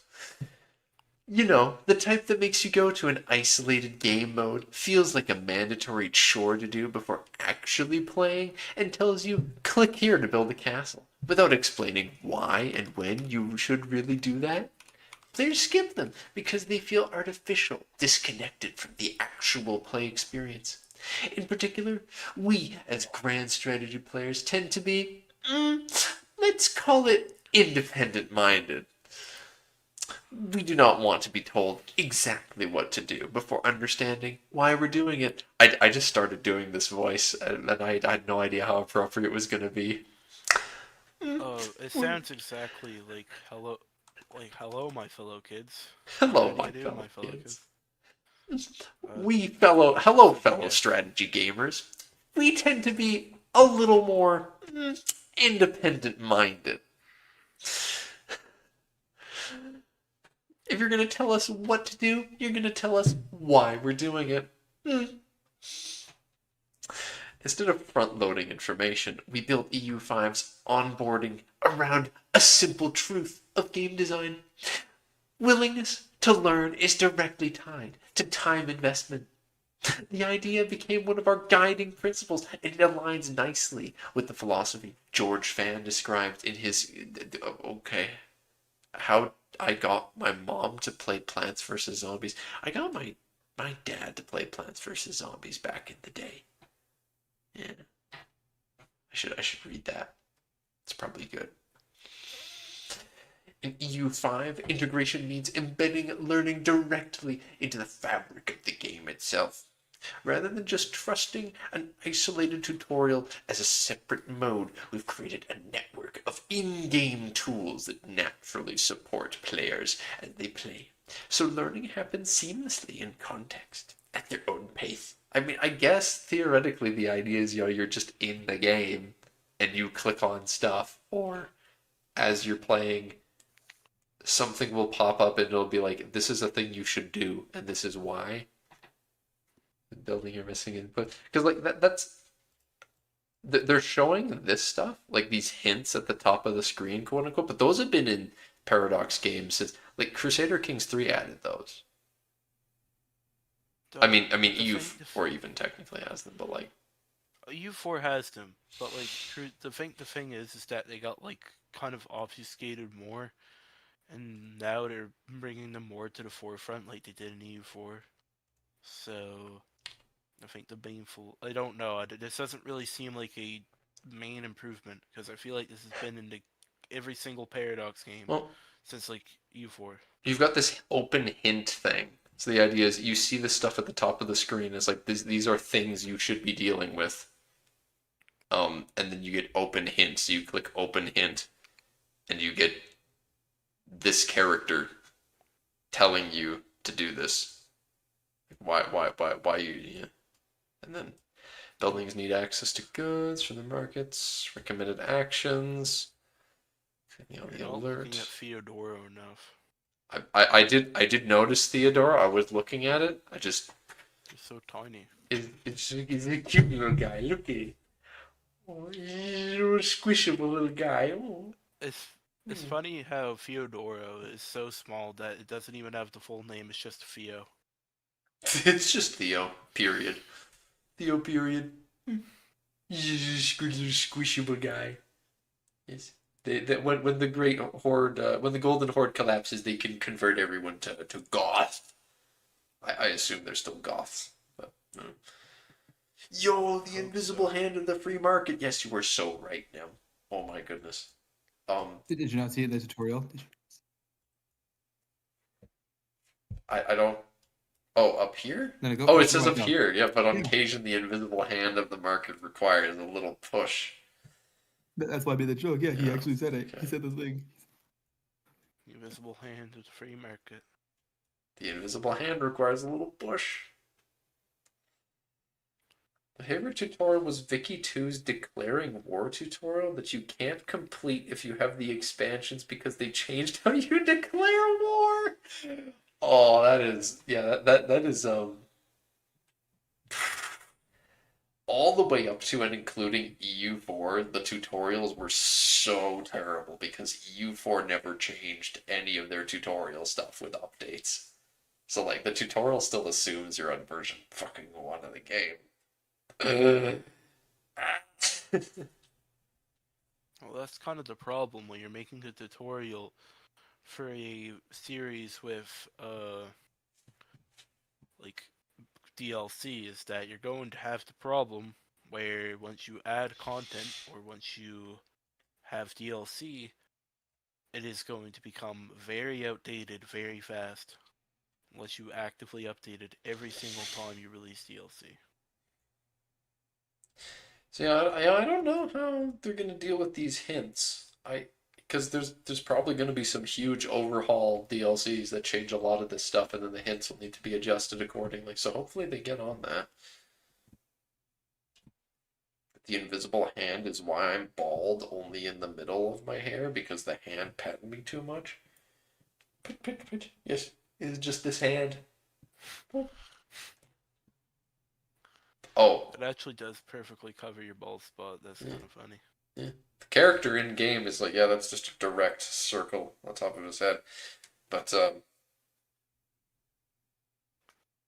yeah, that's a stylistic choice for him. For me, it's just because I was sick for a whole week and didn't shave my head, so it looks like this. Do you are you suffering from male pattern baldness? I am liberated by it, as a matter of fact. I'm not liberated by male pattern baldness. I am because hair is a huge pain. It takes all of my strength of will to bully my girlfriend into not cutting her hair shorter because I really like her with long hair, and she thinks it's more convenient to have short hair, which I agree with. But I'm convincing her not to, in a very selfish maneuver that is hypocritical. Okay.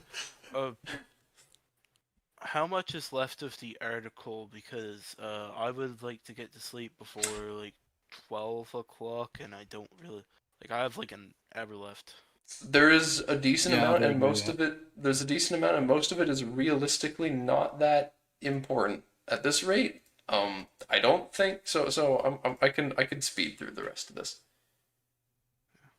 I mean, I can leave early if that is acceptable, but Yes, it's okay. It's okay.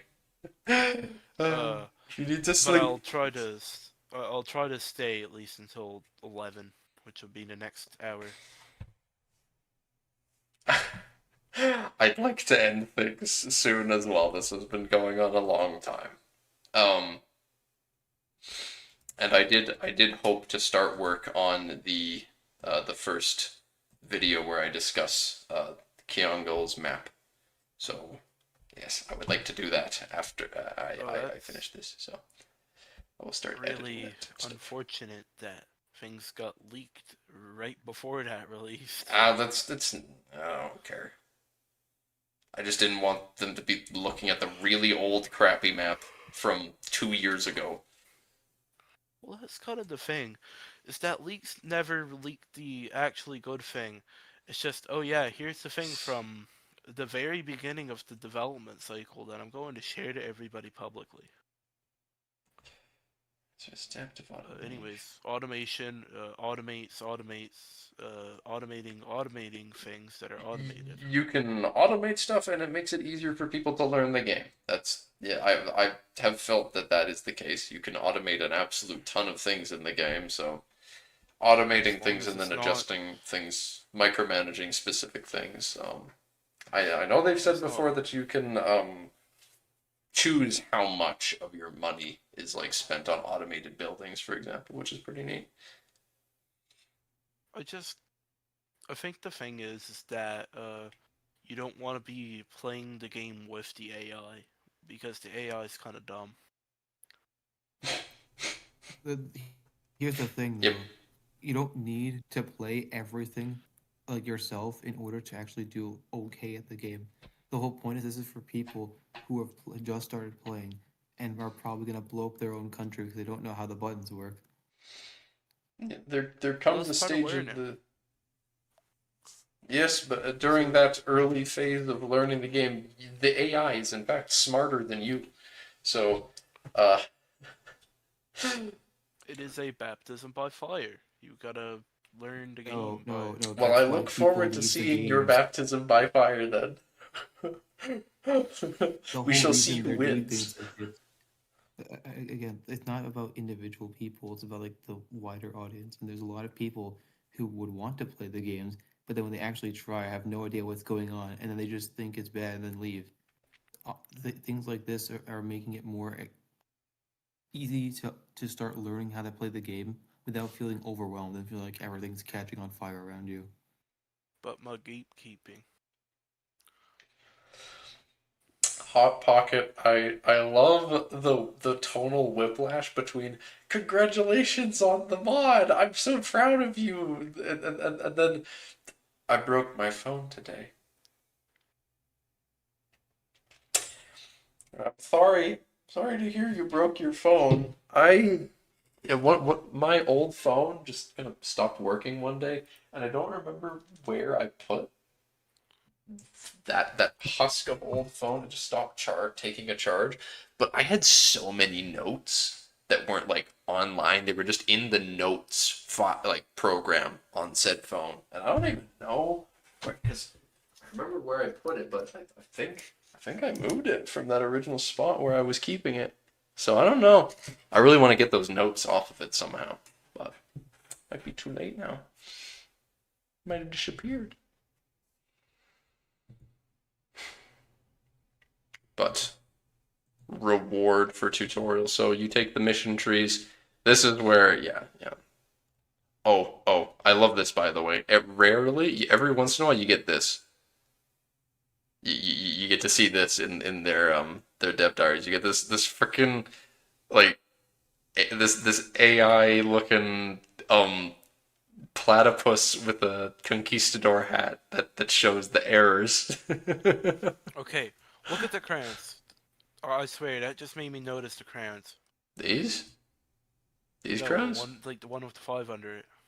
Yeah, these crowns. I Like, swear they are yeah. clipping together really weirdly, and that is setting me off. I don't know if I don't. I'm not accusing anything of being AI, but Well, I'm gonna be honest. Uh, most of the stuff that Paradox makes these days, art wise, is stuff that they make with AI art and then they adjust it. So, yeah, there's a very good chance that is exactly what it is. goddamn clankers. I mean, if you see some of their pictures of just like people, you see like their pictures of Native American warriors with axes, and it's like Okay, half I of them am have well the exact aware, same face. Yeah, all right. but I missed like actual painting kind of art that was in the EU4 loading screens. I think I'm going to miss that. I don't want this AI slop in my loading Yeah. screens. I want real man-made art by a human person. All right, time There's for plenty of human-made art slop as well. I feel like I don't know. I never really like that argument. well. But it, So you gotta, yeah, that's a difficult thing. You gotta get stuff that is both good and made by a person. anyways, impending doom approaches. 11 minutes until the next hour, so let's try and Right. This make is a something statement. I did actually really want to look at this because this is first time like actually seeing the layout of one of these mission trees. Yeah. Embracing the capital economy, so that's you starting down, no longer being yeah, RGO focused. You're starting to like actually build up a town or city somewhere with yeah, the I capitalism mission actually, tree. Yeah. I honestly hope that they just make this a default because even outside of tutorials, this looks very helpful. Uh, I this is honestly a good way to do missions, even if they're like country specific. I mean that what do you mean by that? That's literally just how missions work in EU4. Like what's the thing about this No, that they is look better. I swear they look better. I don't know if I'm tripping, but they're more spaced out. They look more complete. They look like they just have better GUI. They look like they are oh done pretty much the exact same, but they look better. yeah, the For me, UI they is the are organized. last thing that anyone talks about. What like no one cares about the UI when it comes to mission trees. It's the fact that they exist and whether someone likes that or not. And I don't. Well, So I don't want these. I do not want these outside of learning the game. I will never play with these on, and I really hope that people don't bully Paradox into adding them retroactively as the main mechanic of the game. I mean, light mission trees, I am in support of. I am not in support of like Persia mission trees where you get a win button every single mission. What's a light mission tree then? One that's flexible where you can actually like play the nation in multiple ways, kind of like how the tutorial missions are, but like some extra flavor at best. I don't think the missions should be very long, and that also saves on development time. It's a win-win. I mm, mm. See, I Mr. somewhat Creative. fundamentally disagree with just these mission trees, even these ones where they're these generic ones that anyone can use because they don't show up as the game goes on. It's not like you throughout the game will unlock new ones. It's a case of just at the beginning of the game, there's a bunch of like game start missions for like that are like tutorial in style, and you It can complete be them, and long. then you get these you complete these and then you get your buffs, which apparently are really big buffs too. They're very strong, and then Okay, I you're don't think they should be very strong buffs. Like, I don't think you should just get a reward for having tutorial things on, for the sake of having tutorial things on. I think it should either be everybody gets it or nobody gets it. so. When have you ever played EU4? Vanilla, Anbanar, Antebellum? When have you ever played one of those mods and actually seen the AI ever do like any of their missions? I've never seen any of the AI do like all of their missions. You'll see them do Or even some like missions, 4? but I've seen AI do 4 missions. Yeah. I've Like you seen can see it. AI do Like quite a it does bit, happen.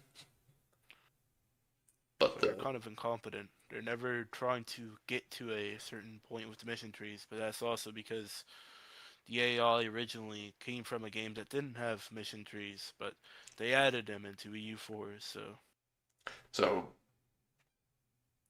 my issue when it comes to these is it is in the same way that Parliament exists, where Parliament is something that the AI has access to, but it doesn't know how to use it to its best potential. So players can abuse it to become way stronger than the AI because there's just the button that gives you claims, and the AI just doesn't want to use it. They want to do other stuff.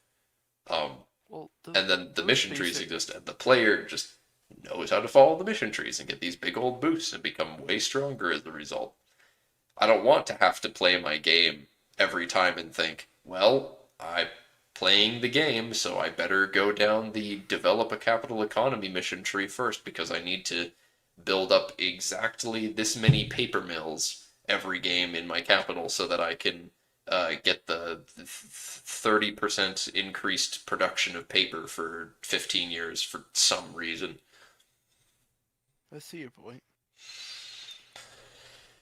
So it's kind of a case of if the bonuses from the mission trees are temporary, they don't feel impactful enough. And if they're permanent bonuses, then they're too strong.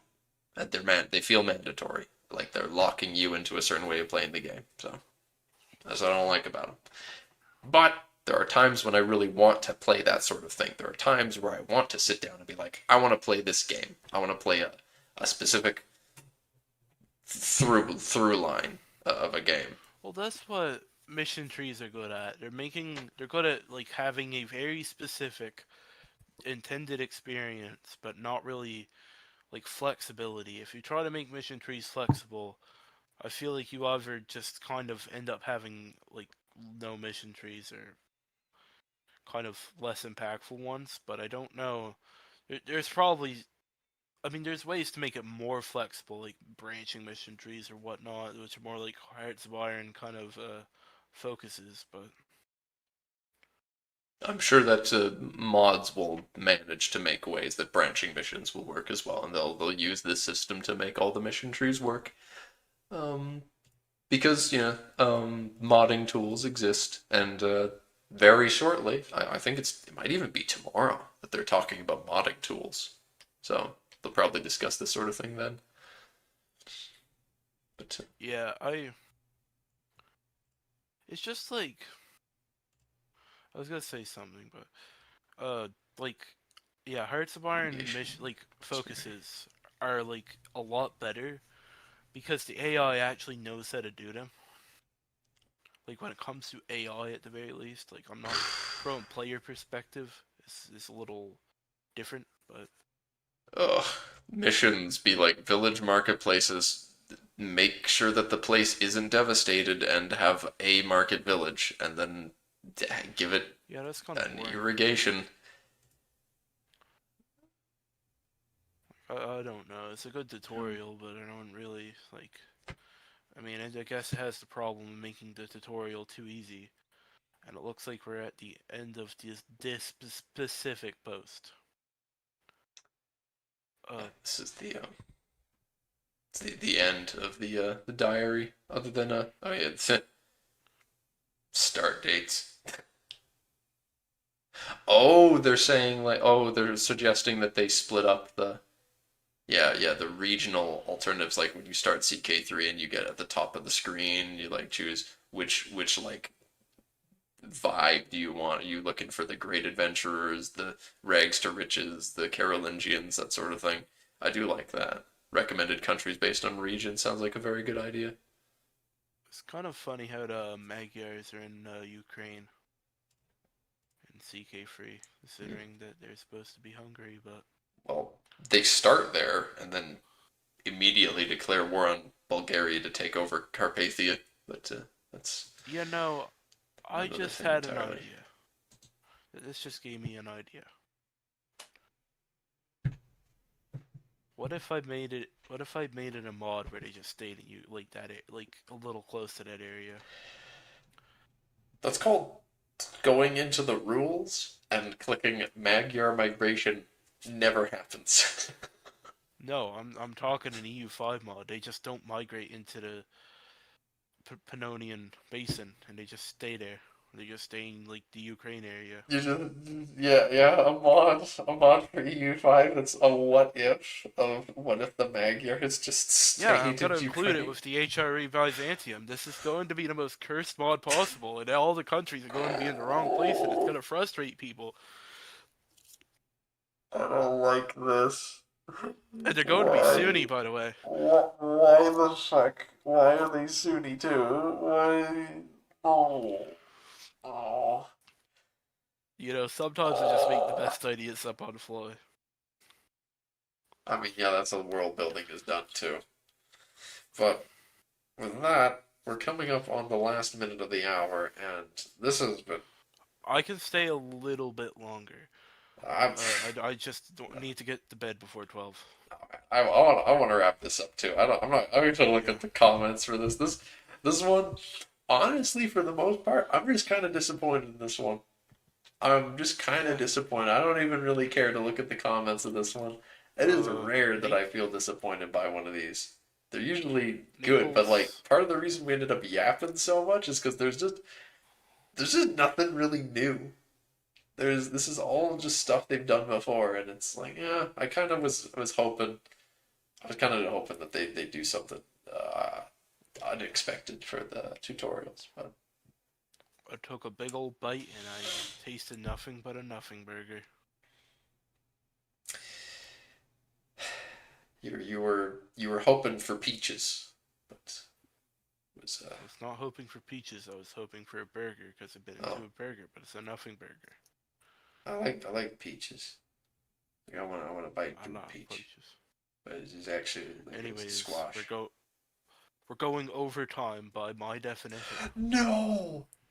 Oh my goodness. It's almost been 2 hours, so I say just like. Well, Also, the description still says, "Join myself, Darkest Light, and Vector Maximus, members of Realm's Exile CK3 bot team, as we discuss and speculate on EU5 dev diaries." so that yeah, that description was again made 2 years ago or a year and a half. Yeah, year and a half ago, and who was here talking with me has changed a lot over time since then. So yeah, but I don't know, you could just change it to Rai incriminating himself, so. yeah, I'll put right by a famed Minecraft modder, acclaimed Minecraft modder. I made individual mods, but I haven't really released anything.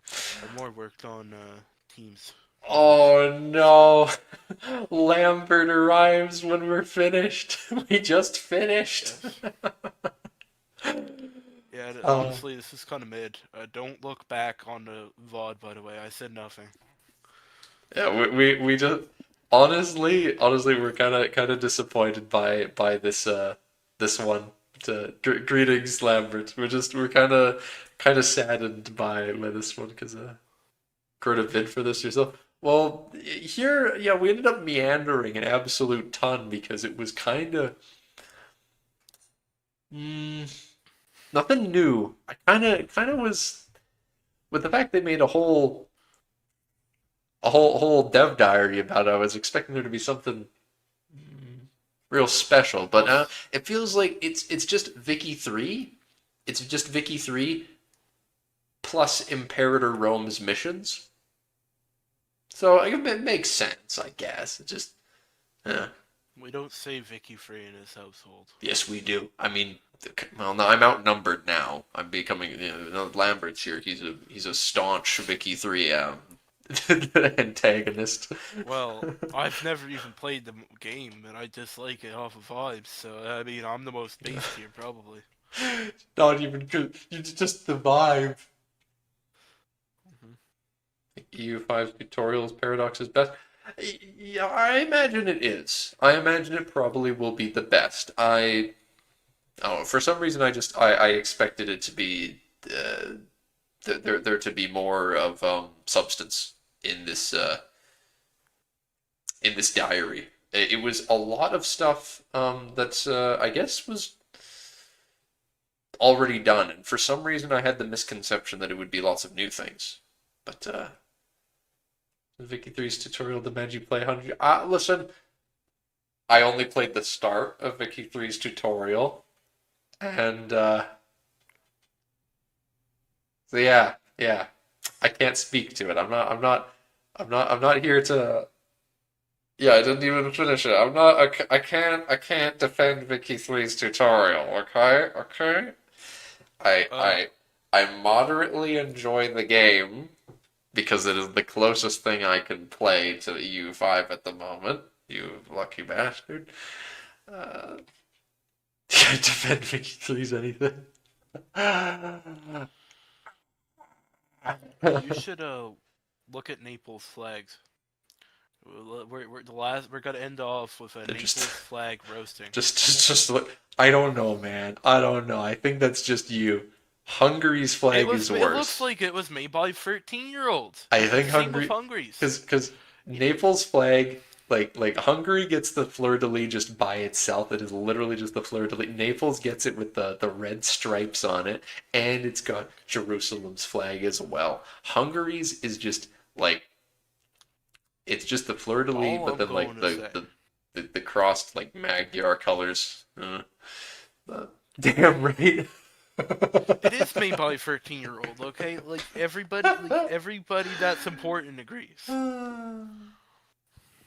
Like, it's just two flags smashed together. Like, that looks like somebody's Discord profile picture. Like, I'd imagine, like, some LARPer in some, like, in some EU4 Discord probably has this as the profile. It's just a, like, it's just a fleur-de-lis flag with a Crusader flag, and it's like, I'm so edgy and cool. Yeah. Uh, Rai and- Rai is saying that he's gonna, whenever he plays Hungary or Naples, he's gonna instantly just be trying to depose the monarchy or the current ruling family. yes. And then you said that it's gonna be easy because Naples' ruler is a woman, and then we had that our whole That was a argument. funny discussion. Yeah. I And then I we don't talk about what happened next. okay, but yeah, the most egregious, disgusting flags are, of course, Castile, where you get like Castilian Spain. It's like Castile unites Spain, and then it gets, because of course, yeah, you've got Great Britain ruled by Cornwall while owning like land in France or something, but like Wait, show that flag, please. duplicating. Alright. The most egregious flag that I have seen, the most absolutely horrendous flag I can't wait to try and make. So you get all the way down here. We gotta scroll down to Great Britain flags, and you get like England winning the 100 Years' War. They get the fleur de lis as their primary and stuff.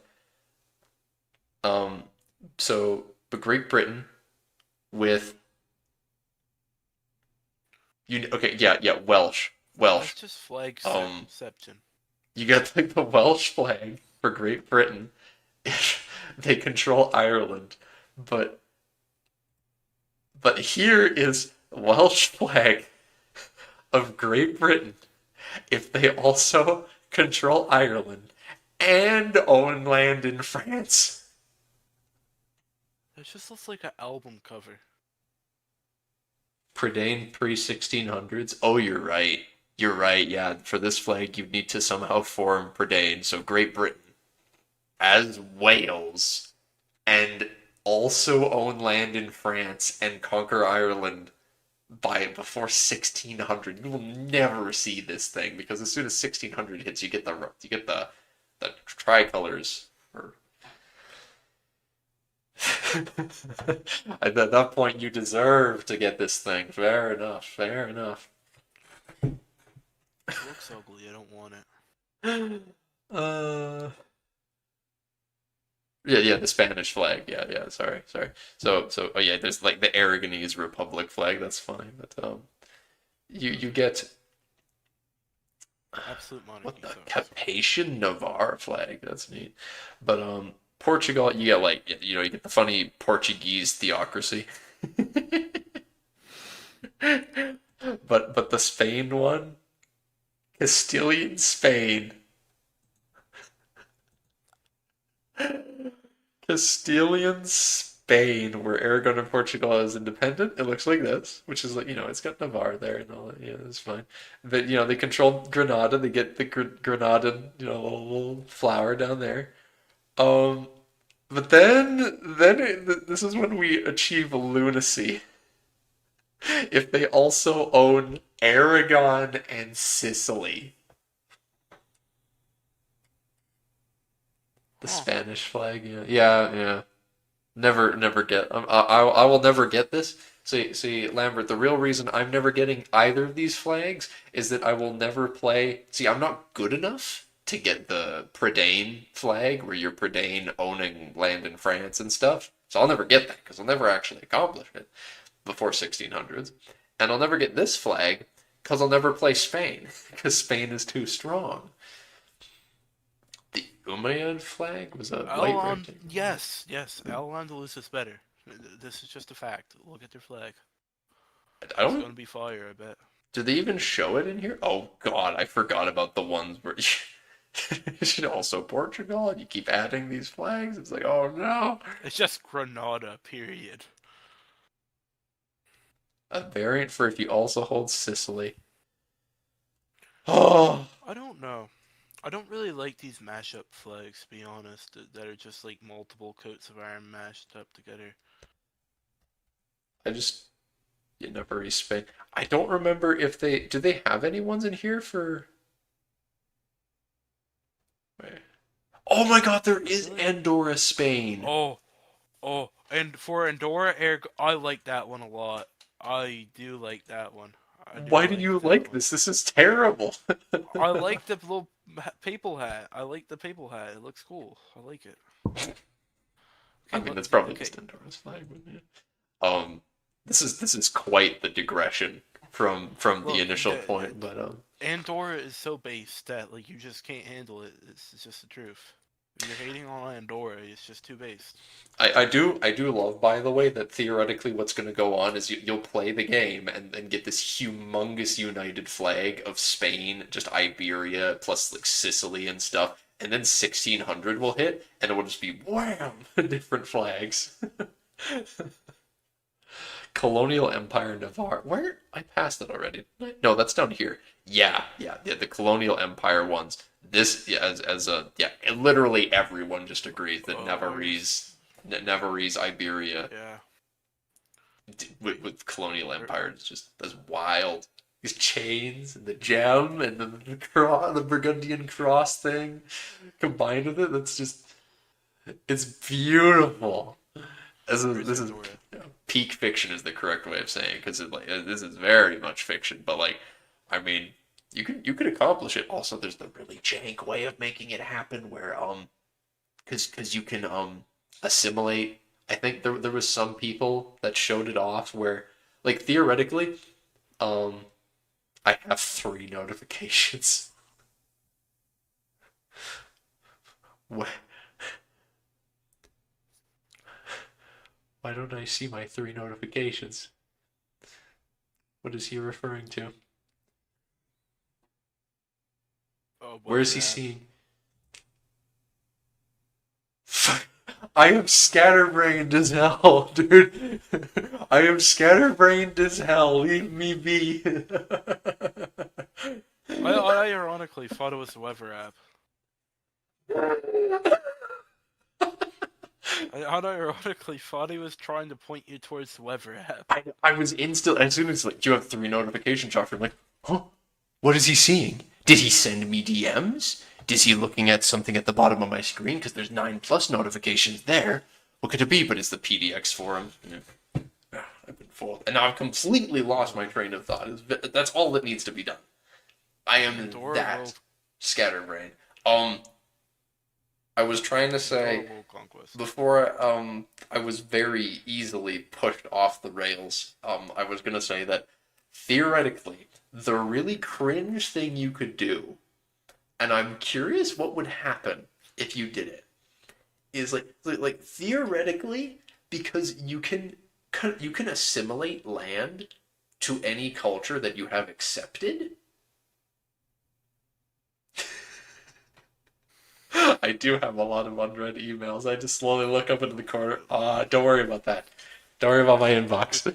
We are technically 13 minutes overtime, so I do actually need to sleep sometime. It's this okay. You decade, can so- go to sleep. It's okay. Well, 12 is the cutoff. Go to sleep and leave. Yeah. Well, then you want to end it too? I can keep yapping for a bit. You can go to sleep. It's fine, dude. Just sleep.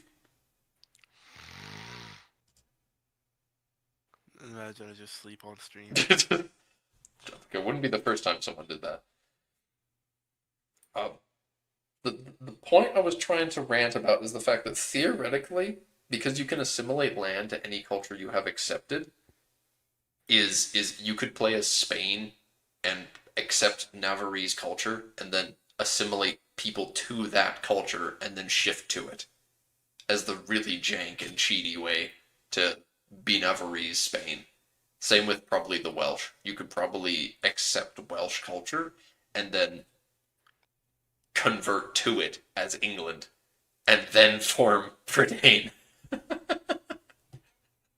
And be fake. That's sorta. How do you sorta fall asleep on stream? What does that even mean? How does one accomplish that? Think it's possible to convert pops that quick? I don't know. I haven't done it. I haven't. There's a clip on your Twitch where you just kind of. Oh, so you're talking like being really sleep deprived and you kind of just like. Uh, and then. And then. Kind of that sort of thing. That's what I'm picturing. Oh, so you just you're just sitting there playing, and then you just kind of like, oh, My circadian rhythm's starting to kick in. go the fuck to sleep. I will. Well, I you should end the fuck the stream. I will end I will time the fuck you out. Okay. I'm gonna do it, man. Go to sleep. I've done it to Eden. I will do it to you too. I can't. The fucking thing isn't loading. Go to sleep. If you don't leave, I'm timing you out I'm in. going to leave. Bye. Okay, I was gonna time him out in 10 seconds.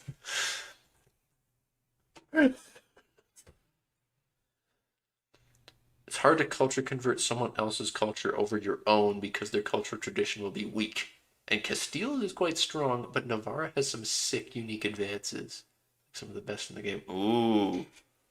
But, okay. So the problem with that then is you would need to start as Navarre to then get those, though.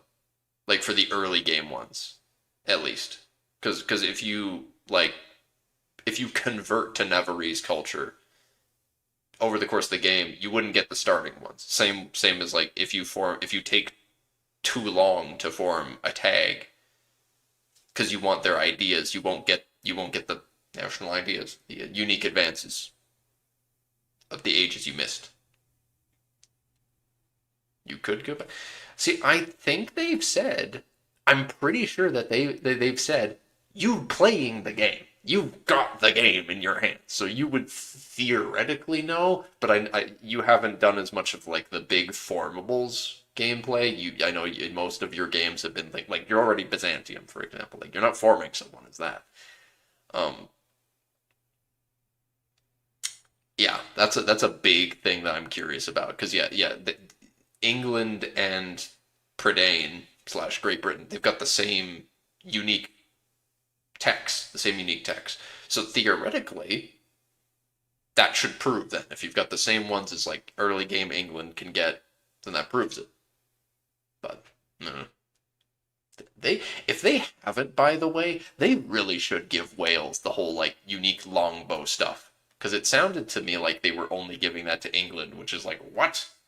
Did the Welsh not get longbow levies and stuff? Yeah, they have the long. Okay, well then that doesn't help because if the Welsh also have the long bows, then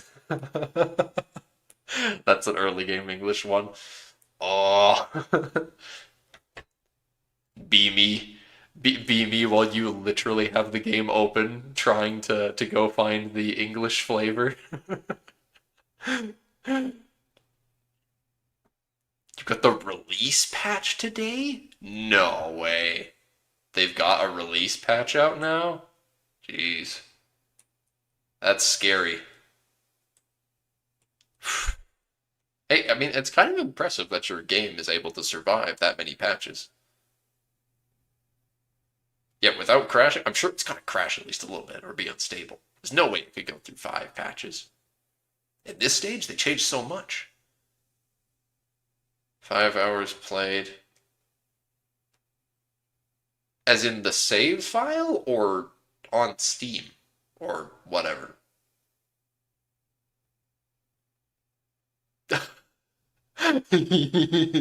Okay, it crashes when you unpause, but you know, just don't. It resets. Because you've got like, oh, that is so sad. So like Generalist, for example, Generalist with his ludicrous number of hours in the game, it's not going to say on Steam his number of hours because like now the release build, you've got access to the release build of the game. which means now you've got like the version that's going to carry over on Steam, but like now the old one that you've got just doesn't work anymore. That's sad, but it makes sense. New app, yeah. Yeah, he'll forever have the most hours in the old, yeah, the pre-release version. Yeah, it's a W for him. Yeah. Or maybe Ludia, hard to say. Hard to say. Christ. Alright, what was I?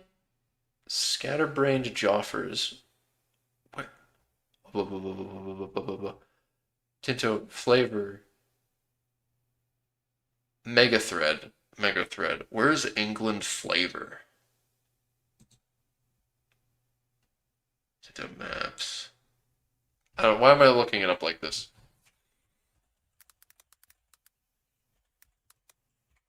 Tinto flavor England. Theoretically, this will be the same. Yeah, England, Great Britain. So theoretically, somewhere in here. It's like government reforms, you got the policy. Our island home. That's one.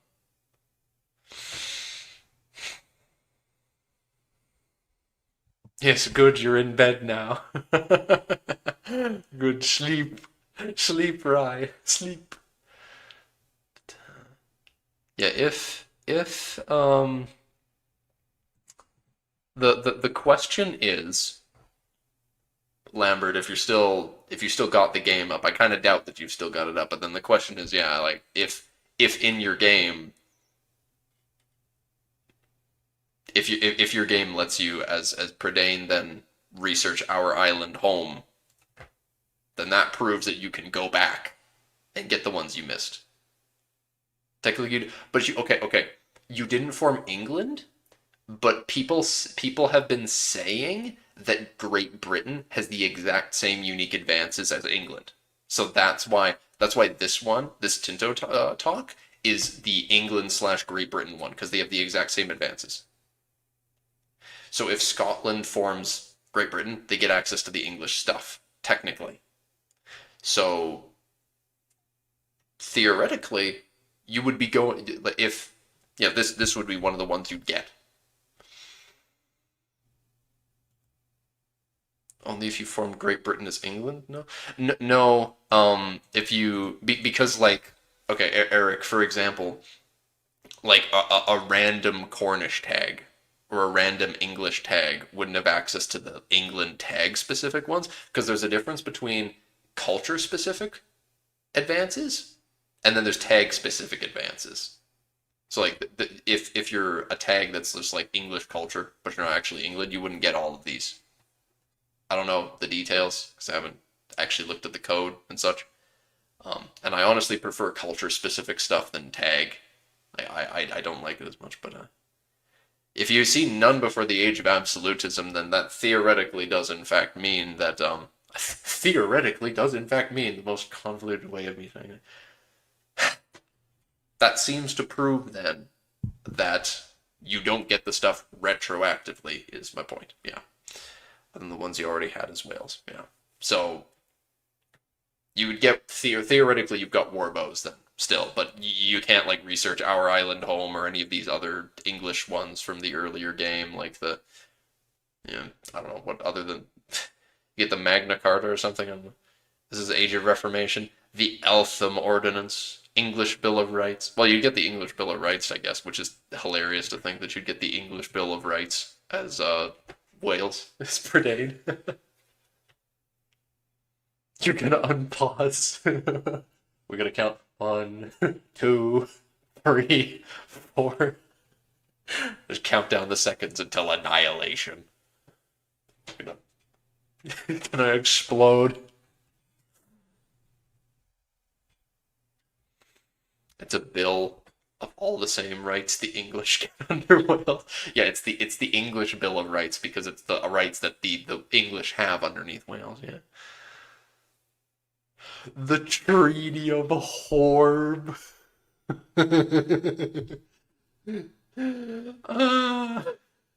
No, not Horb.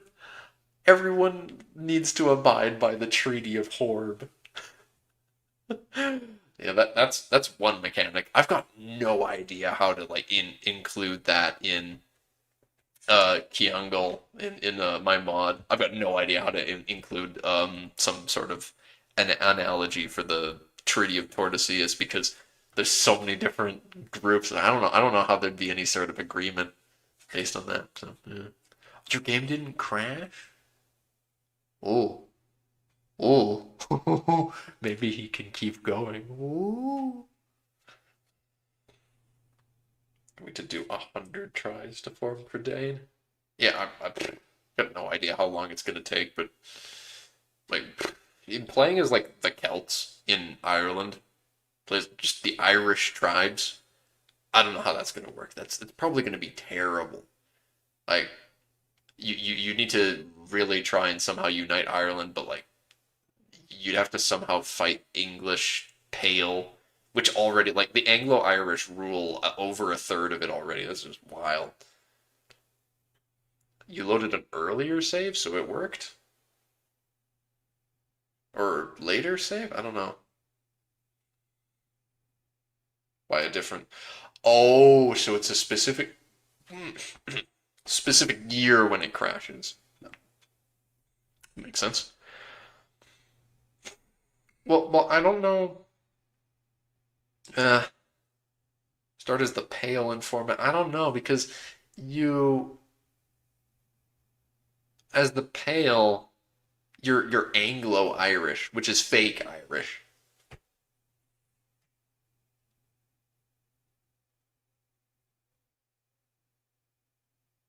First of April 17th. Yeah, I forgot that the game starts on April 1st. What an amazing joke.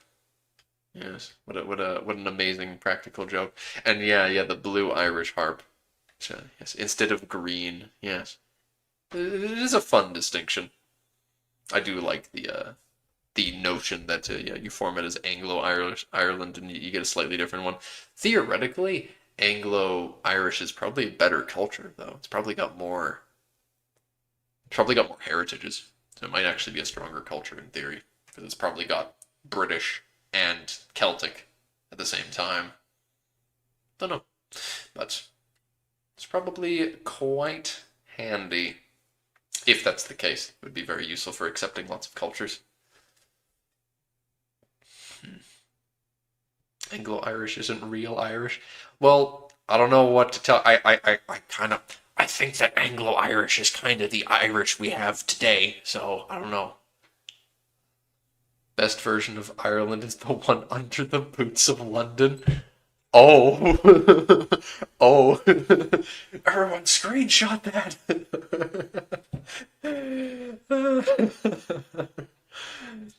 Oh my gosh! Yes. With this documented evidence, Lambert will be cancelled once and for all. Oh, goodness. Well, did I? But everyone said worse. Yeah. Oh dear. No.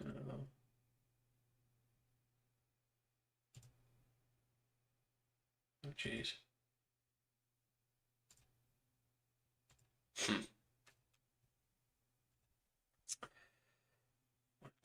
I don't know.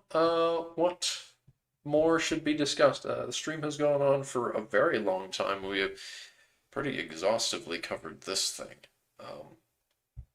Then again, lots of side tracks.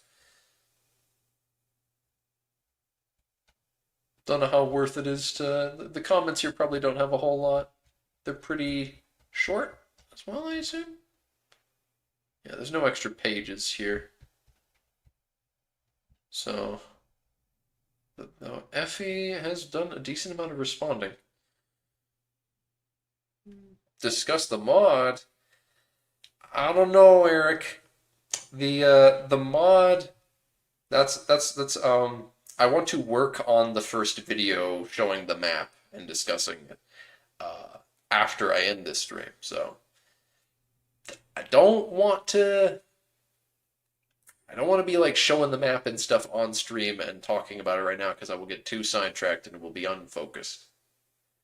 I have been bullied into doing that by other members of the team because they know me too well and how scatterbrained I get. So if I make the mistake of doing a stream where I am showing the map right now, I will go on forever and ever.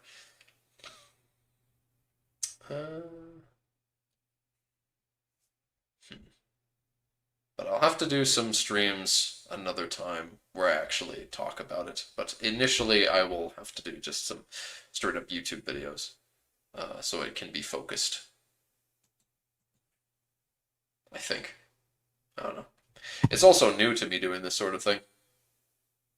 Not this whole streaming thing, but the whole trying to introduce people to mod stuff. What nation will I pick in your EU5 MP? Depends on what's available. I don't know. There's a lot of countries I want to play, so there's very few things that would be bad options. Have you made some sort of announcement for it yet? I've been so distracted. I don't see any pings there, so I don't think you made any sort of announcement or trying to seed people yet, have you? Not as such, no. Well, the MP would probably cover like the whole world. So I mean, surely I should play Cahokia all by myself. I gotta play as a New World Native American.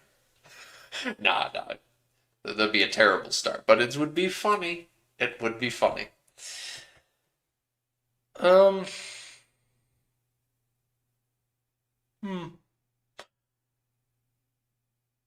The number one Siberian tribe. Oh, a one Native American friend. Oh, no, an American friend. Just yeah. Okay, an American friend who wants to play as Hawaii. They showed Hawaii is settled, aren't they? Good night for real, Rye. Good night for real. They are actually settled. That is insane. I can't believe that. There are actually 5 different settled tags all the way on Hawaii. Samoa and Tonga. All this, and we can't get playable Blackfoot. I don't get it. I don't get it. Need to start. Yeah, that's what you're gonna do now. You're gonna play. You're gonna play Tonga time. Ah. I mean, if there's someone that would be trying, I at that point maybe I'd have to genuinely consider trying to play some haggard ass Native American tribe. Problem is like I need to do some insane Diplo to stay alive, so I don't know if it's a good idea. Uh, the funniest idea would be to theoretically play something like Switzerland and just hunker up in the mountains.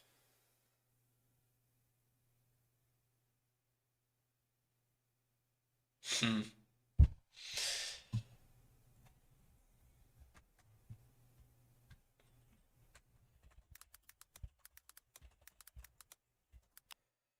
Completely unplayable. Okay. Completely unplayable. Here we go. Debate time. Debate time. Tinto maps. Pacific. Pacific Ocean. Let's look at the entire Pacific. All right. You say that Hawaii is unplayable. Rapa Nui, wait, where's Hawaii? I did not, yeah, they haven't gone, okay, this is not Hawaii yet. Rapa Nui. Wait, this is all? Joffrey, you know Lambert's left, right? He's going to sleep. Oh, he's gone to sleep. No. Alright. But the reason Well, why good he's night. saying Hawaii is unplayable is because look at where it is. You're just gonna be sitting there by yourself the entire time. I need to I see think its what Lambert was resources. trying to get at is It's not just the resources; it's the fact that Hawaii does not have the tech to go sailing across the Pacific Ocean. I would be willing to bet that out of anyone, the Polynesians, such as Hawaii, would be given such an exception. I Oh, I the don't know if re- they are. If they are, then sure. But as far as I know, at least, those are still ocean tiles. Their resources are fruit, sturdy grains, fish, more fruit, more fish. They've got some probably gems and lumber. Okay, I take it back. That's nothing. They have absolutely. Yeah, Joffrey. Why do you think Hawaii never industrialized in real life? Because they physically couldn't. They don't have anything with those resources, even if they've got a unique reform that lets them explore, they've got none of the resources they need to explore. Unless they could make weapons. But no, I don't. It's just not really. Polynesian migrations in real life took like hundreds of, if not like, yeah, hundreds of years of people just moving across in large waves. They didn't have armies. I mean, they did, but they were very small scale conflicts. They do have walls. Fuck you, Eric, and your walls. Hmm. I maybe the Pope. No, Lambert wants to be the Pope, I think, actually. If Lambert's the Pope, I have thought about wanting to do the Knights before, so I could totally try and do the Hospitaller. But then someone's gonna play like the Big Turk, so it would be so cursed trying to play Hey, Joffrey, as the Hospitaller. Joffrey, better idea for you. Play Venice. Jeez. A trade focused game to start with is wild though. But However, Joffrey, you are playing one of the best nations in the Med. but Venice into a colonial power would be so cool though. You can make Athesia in the game, Yeah, Joffrey. you know, the Athesium favorite thing from Divergence is Venice is actually just so cracked in that mod though. It is wild. It is unironically my favorite start Yeah. there. It's not the flag that makes you a country, it's the Now ability hear me to out, make Joffrey. walls. Yes. I mean, Yeah. Eric is kind of right about the flag bit because countries didn't have flags until like the last 300 years. They had banners or standards, but like there's no concept of a specific flag. Only that represented the nation.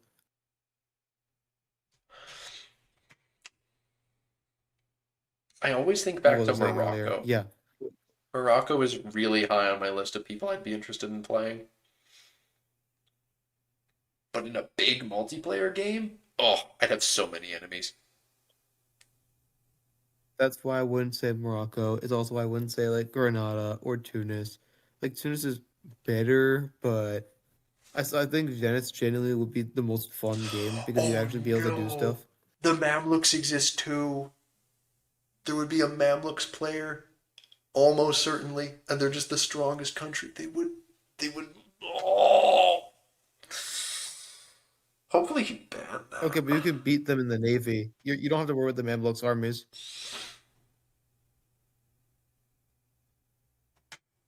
Yeah, for the moment you don't as Venice. If you were playing a naval power, you'd be fine. Sorry, what? Yeah, for the moment you don't as Venice.